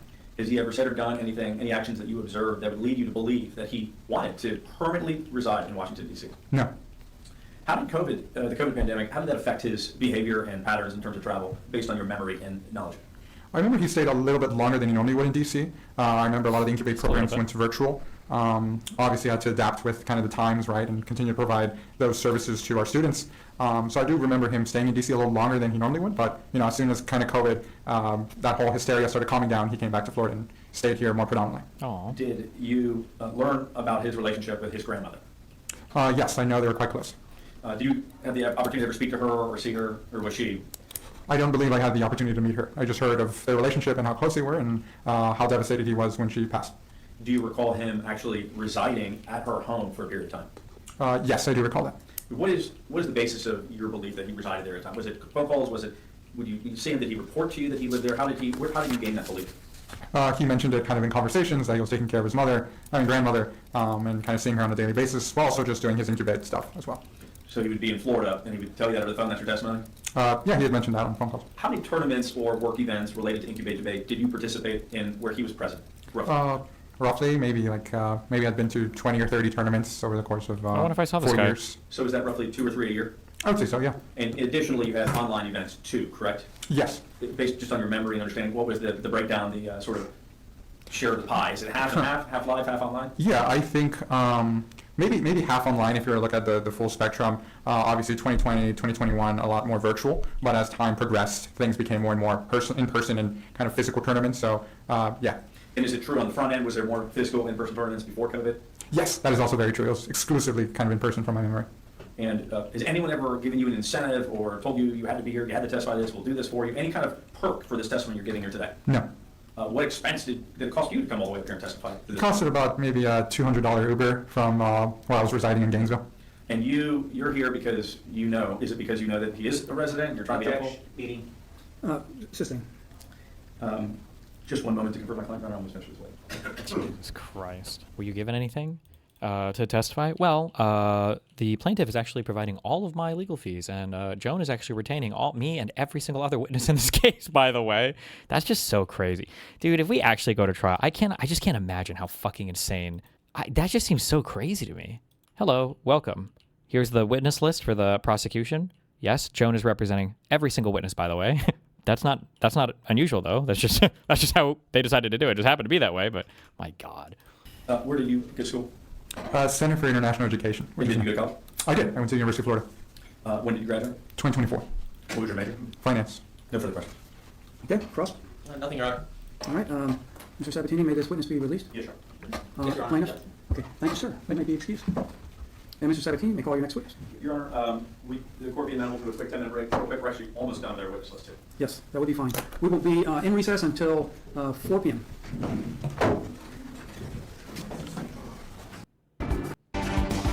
In essence, a closing argument. Okay, well then, understanding that the proposed findings of fact and conclusions of law that all three parties will be submitting is, in essence, a closing argument. I do want to give both of you a chance for a short closing argument. And of course, the plaintiff has a burden, so I'll let the plaintiff begin. Thank you, Your Honor. I appreciate it, and I'm glad we can get this done in one day. Thank you for your time, Your Honor, and making time on an expedited basis. I appreciate it. This case presents a narrow constitutional question. It's eligibility, not just qualifications like filing paperwork for the Secretary of State. This is in the Constitution. I think the court needs to take special care with that. The Constitution says 7 years. It doesn't say 5 years or 4 years or 3 years. States across the country, and we'll elaborate on this in our post-trial documents, a lot of them have this, and they have different time periods, and they enforce these. including one of the cases that I cited to Your Honor in our pretrial briefings, where actually a sitting governor, when they discovered had actually voted in a different state, had to be removed because he did not meet the durational residency requirement in that state's constitution. This is something the states have done to protect their state, to have to make sure that there are strict residency that is durational. It's not just a certain amount of period of time over 10 years. It is 7 years of continuous duration. So that needs to be taken into consideration. And then when you look into the case law, including here in Florida, but also in other states, which is persuasive, what these courts are looking at, what's persuasive and what the court should put as the best evidence, is what even the courts in Florida use, is the overt acts of the individual whose residency is being challenged. Those overt acts of show intent contemporaneously as to what your mind was right then. These documents that you signed. What we heard today is we heard finally an admission, apparently, that he voted in Washington, D.C. You have to be a resident to vote in Washington, D.C. He registered, obviously, to vote in Washington, D.C. He signed in a mortgage application in Washington, D.C., including multiple pages, which included to have a notary sign on it and said that anything you're staying in here, you can be subject to penalties. Very serious documents. We also have multiple years of individual tax returns that he filed. He says it's his accountant's fault. What we're hearing today is we're hearing a story that is self-serving after the fact. It's something that the court can take into consideration, but all the case law shows that the overt acts that are contemporaneous are the important acts for the court to look at. And what we heard today on the stand was a story of blaming someone else for the tax returns. He's found tax returns as a D.C. resident for multiple years. That's not something that you just ignore. And I don't think that that's very credible in many respects. I think the court should take that all into consideration, but we look forward to presenting the case law and emphasizing the timeline here. Also, a lot of what you heard, Your Honor, was, and we will show you in the post-trial briefings, was after that point in time when Mr. Fishback signed on his new house in Madison that I'm changing my principal residence from Washington, D.C. to Madison, Florida. After that, we don't dispute. That's 2022. That's still within a 7-year window before that. But if you look at the actual evidence, and we'll present it to you in the findings, facts, and conclusions of law, it is very thin of any overt acts within the time period between approximately 2019, 2020, especially into 2021, before he purchased the home in Madison. Most of what they submitted was all after that, so we spent a lot of time on that, and I get that they have the right to present that. But what Your Honor will see when we look at the whole record that was presented today is the overt acts, the declarations, notarized, official documents here, all point to a residency in Washington, D.C. for a period of time earlier on the window, but still within that 7-year window that the Constitution requires him to be a resident of Florida, whereas these overt acts all show at that time he had stated he was a resident of the District of Columbia. Thank you, Your Honor. Okay, thank you. Mr. Sabatini. Yes, Your Honor. Stand while I brief. Your Honor, despite the legal arguments made by opposing counsel, Florida law has been always extremely clear. There is no singular act any candidate or person can do, no singular act that in and of itself creates domicile.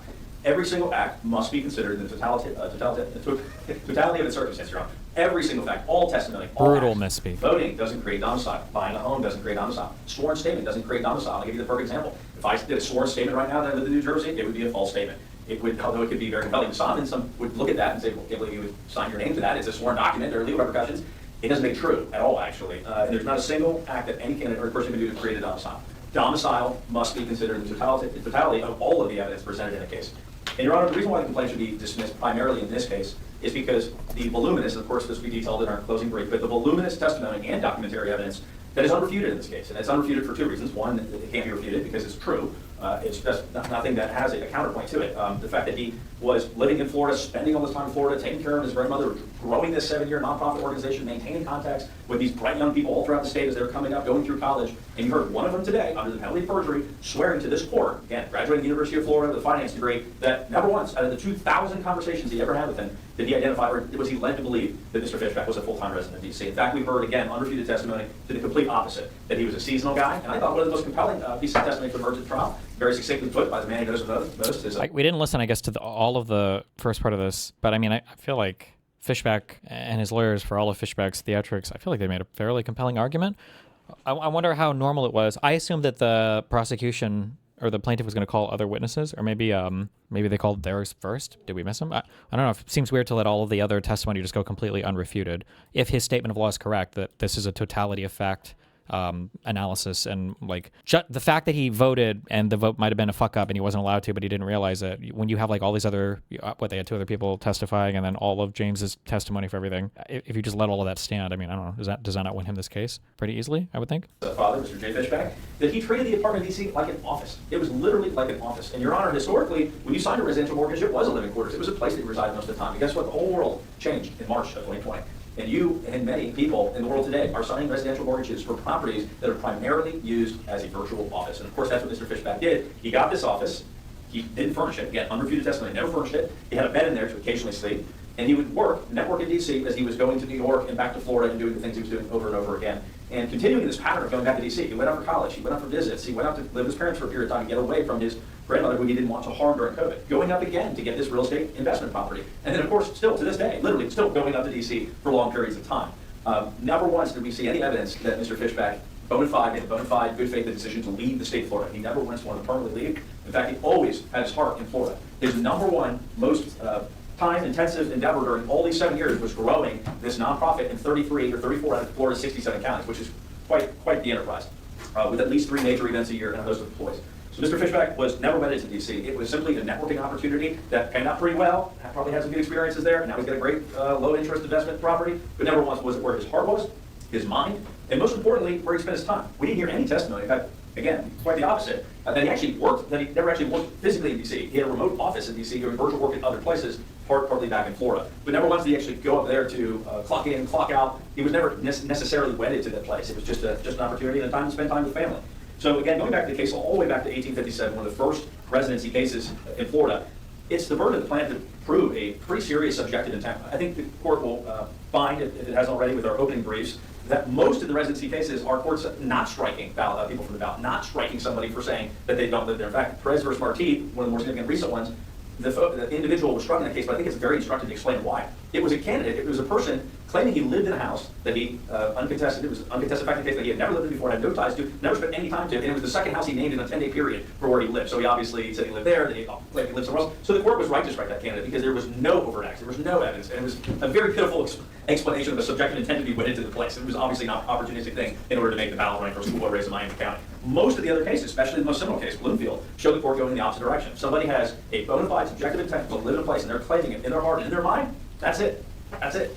And again, Smith versus Kroon, the original 1857 residency case goes back to the law dictionaries. I think Black's Law Dictionary, which quotes even further law back to the Roman ages and the Roman law, the Roman canonical law. And in the Roman law, the argument was from the beginning, residency exists where the person's true home is. And it actually describes the physical things that you would have in that place. And again, unrefuted testimony from Mr. Fishback in this case, his own father testified that when he bought that place in D.C., he never brought his belongings to D.C. He brought them later to the city of Madison when he made a permanent decision to buy a house there. Not the temporary work office / kind of residential area in D.C. They went from his childhood home to his grandmother's home where he was a caretaker, which of course is corroborated by the receipts in the case, and then to his now permanent home he shared with his wife in Madison, Florida. So the voluminous amount of unrefuted testimony. Voluminous, he says. Established that this complaint should be dismissed. Now, of course, I would argue that the 2 most significant facts the court does have to deal with that are counter to our position is that Mr. Fishback did in fact sign 2 documents that can get him a host of legal problems. One, swearing for a mortgage that he lived there, and another one to vote there. But he heard, and of course it was unrefuted again, that he's seeing boilerplate language. He's not reading, it's not being read to him. There are no lawyers in the room, there are no witnesses, there are no attestations of anybody that he truly understood what's going on. He's pushing his finger on an electronic device, not even registering his own party, which of course he very well known as a member of one party over the other. He's pushing a button in order to vote in a national election because he couldn't make it back to Florida in time. And the other document... Man, I wonder, because I don't know if it's an ego thing or what, but like he makes himself sound like so knowledgeable in everything. Like, I worked at a hedge fund and we knew the interest rates, and so obviously the mortgage, blah, blah, blah, blah, blah. And it's like, okay, well, damn, man, you seem like a smart guy and you know a lot of shit. So how did you not know how to sign your mortgage documents? I don't know. I wonder if that hurts him or not. I don't know. Maybe the judge doesn't give a fuck or whatever. The mortgage payment, he's making a fast financial decision to get the money in his pocket so he can make an investment quick while interest rates are low. He's not actually has any understanding. There's no evidence to pertain or to show this court that he had any understanding that he was making a true legal attestation. Do you want Fishback to win this? I mean, I want whoever's in the right to win this. I don't have like a strong opinion on whether or not it gets stricken from the ballot like this. Yeah, I don't have a strong investment one way or another. The prosecutor in D.C., based on the merit of his testimony, the honesty of his testimony, could look at this and say, you know what, he got that mortgage and he voted there, and so we have jurisdiction to investigate him and to potentially bring a claim against him, a cause of action, a statute or indictment against him. He said today, under oath in this court, that if that's what happens, that's what happens. But he knows, and he testified, that if he said it wasn't true, that he'd be lying to you, Your Honor, in this court. He would be lying to the people of the state of Florida if he said today that he was a resident at that time, because he was not. And he's not willing to lie. And again, that's unrefuted testimony in this case, Your Honor. And we hope that the court dismisses the complaint. Okay, thank you, Mr. Sabatini. Well, let me just say 2 things before we wrap up. First, I think it is much more difficult for attorneys to outline legal arguments and develop facts when you have literally a fire sale time frame. I mean, I don't know of any other case other than an election case like this where lawyers are forced to move so quickly. Oh my God, this judge is a glazer, dude. Holy shit. You guys have done a great job. Congratulations. My goodness. And I just want to say, I thought the briefing papers, and you filed detailed briefing papers, I thought they were timely, first of all. Secondly, they were well-written and well-researched. I think you've done your clients a great service, because the work product I saw from the attorneys in this case was very, very good. Makes my job a little harder, but very good. Very, Vince, a great service, because the work product I saw from the attorneys in this case was very, very good. Makes my job a little harder, but very good. Very good, and I appreciate that. The other thing I wanted to say is, I'm tempted to see if I can get you to agree to get me the proposed orders quicker than what I said in my scheduling order. I think I said 5 days after the hearing. Is that right? Your Honor, you said 3 days. I said 3? So I think I went with Friday, which is reasonable. We have some travel, but you said 3, I believe, in your order. Okay. Well, we probably can't get shorter than that, unless you want to. How fast can the court reporter get turned to transcript? That I don't know. If you need expedited, we can get it ready by tomorrow. We'll take expedited tomorrow. Yeah, Your Honor, I think Friday is reasonable. We can turn it to you by Friday. Thursday would be tight. Mr. Sabatini, by 5 p.m. Friday, can My client wants Thursday, I want Friday, but I have to go with my client, so Thursday would be fine, and we'll do an expedited order also. Thursday okay with y'all? If tomorrow's Wednesday, we get it tomorrow, it might be tight, but I prefer. We have a day of travel in there, Your Honor. We better go with Friday. It's going to be tough to get it by Thursday. Jeez, it must be nice. An agreed upon proposed order. When they say proposed order here, it's like an order for the case for how they want the judge to rule, I guess. Must be nice to have meet and confers where the lawyers actually talk to each other and try to come to some kind of mutual agreement. I still can't. It's funny now in retrospect, looking back on, now that I understand a little bit more for like civil procedure stuff, the fact that we had a meet and confer so early in my court case, and the day after the first meet and confer, Pixie's lawyers dropped a motherfucking TRO without even mentioning it to us. Like, what the fuck? Oh my God, bro. Kill me. What a joke, dude. Let's go with Friday, 5 p.m. I appreciate that. And so, Microsoft Word format attached to an email sent to my judicial assistant. And get snarked, true. I can assure you that whatever it takes, I will have a very, very prompt order for you. Most likely within 48 hours. And if that requires no sleep, then so be it. But you have to get a ruling quickly. This is a case that just cannot, we can't have any delays. Must be nice, yeah. If you get me the proposed orders by 5 p.m. Friday, I will hope to have an order for you by 5 p.m. Monday. Jesus. Saying that, but I think it's necessary. Thank you, Your Is there anything else that we need to do today, or that I can do for the parties to help make this a full and fair proceeding? Okay. Can I transfer? And to make it as efficient as possible for you as we wrap it up. Anything else I can do? Your Honor, a very small thing, and it's just me nitpicking because I want to get it right, is you said... Is this a local judge, too? For you as we wrap it up. Anything else I can do? Your Honor, a very small thing, and it's just me nitpicking because I want to get it right, is you said Microsoft Word attached to an email. PDF, it's okay, I assume I always want to put it in a PDF, so it's a final document. I would prefer Microsoft Word, but Yes. if it has to be PDF, that'll be okay. Anything else, Madam Court Reporter? Is there anything that you need from anybody? No? Okay.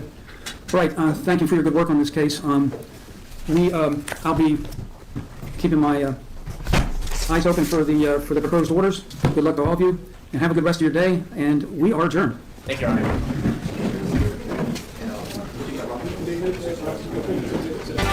I can't wait for the hearing to go amazingly, for the judge to chastise the opposing counsel, for them to get another vicious ruling on their motion, and then for the judge to tell me in 3 to 4 months, I'll let you guys know what I think. Good morning, all. This is Christian, the Michigan House State Lead. I'm coming at you from the great city hall of Lansing, the capital of Michigan. As we get our canvassing operations on the ground, I already have people moved in, we've begun training, and we have picked up our voter registration forms. They can be dropped off at any fire department, but more than anything, we want to go door to door, hear what people's issues are, hear what they really care about, and make sure they are ready to vote in this upcoming primary. There's never been a more important time, and we are looking forward to getting started.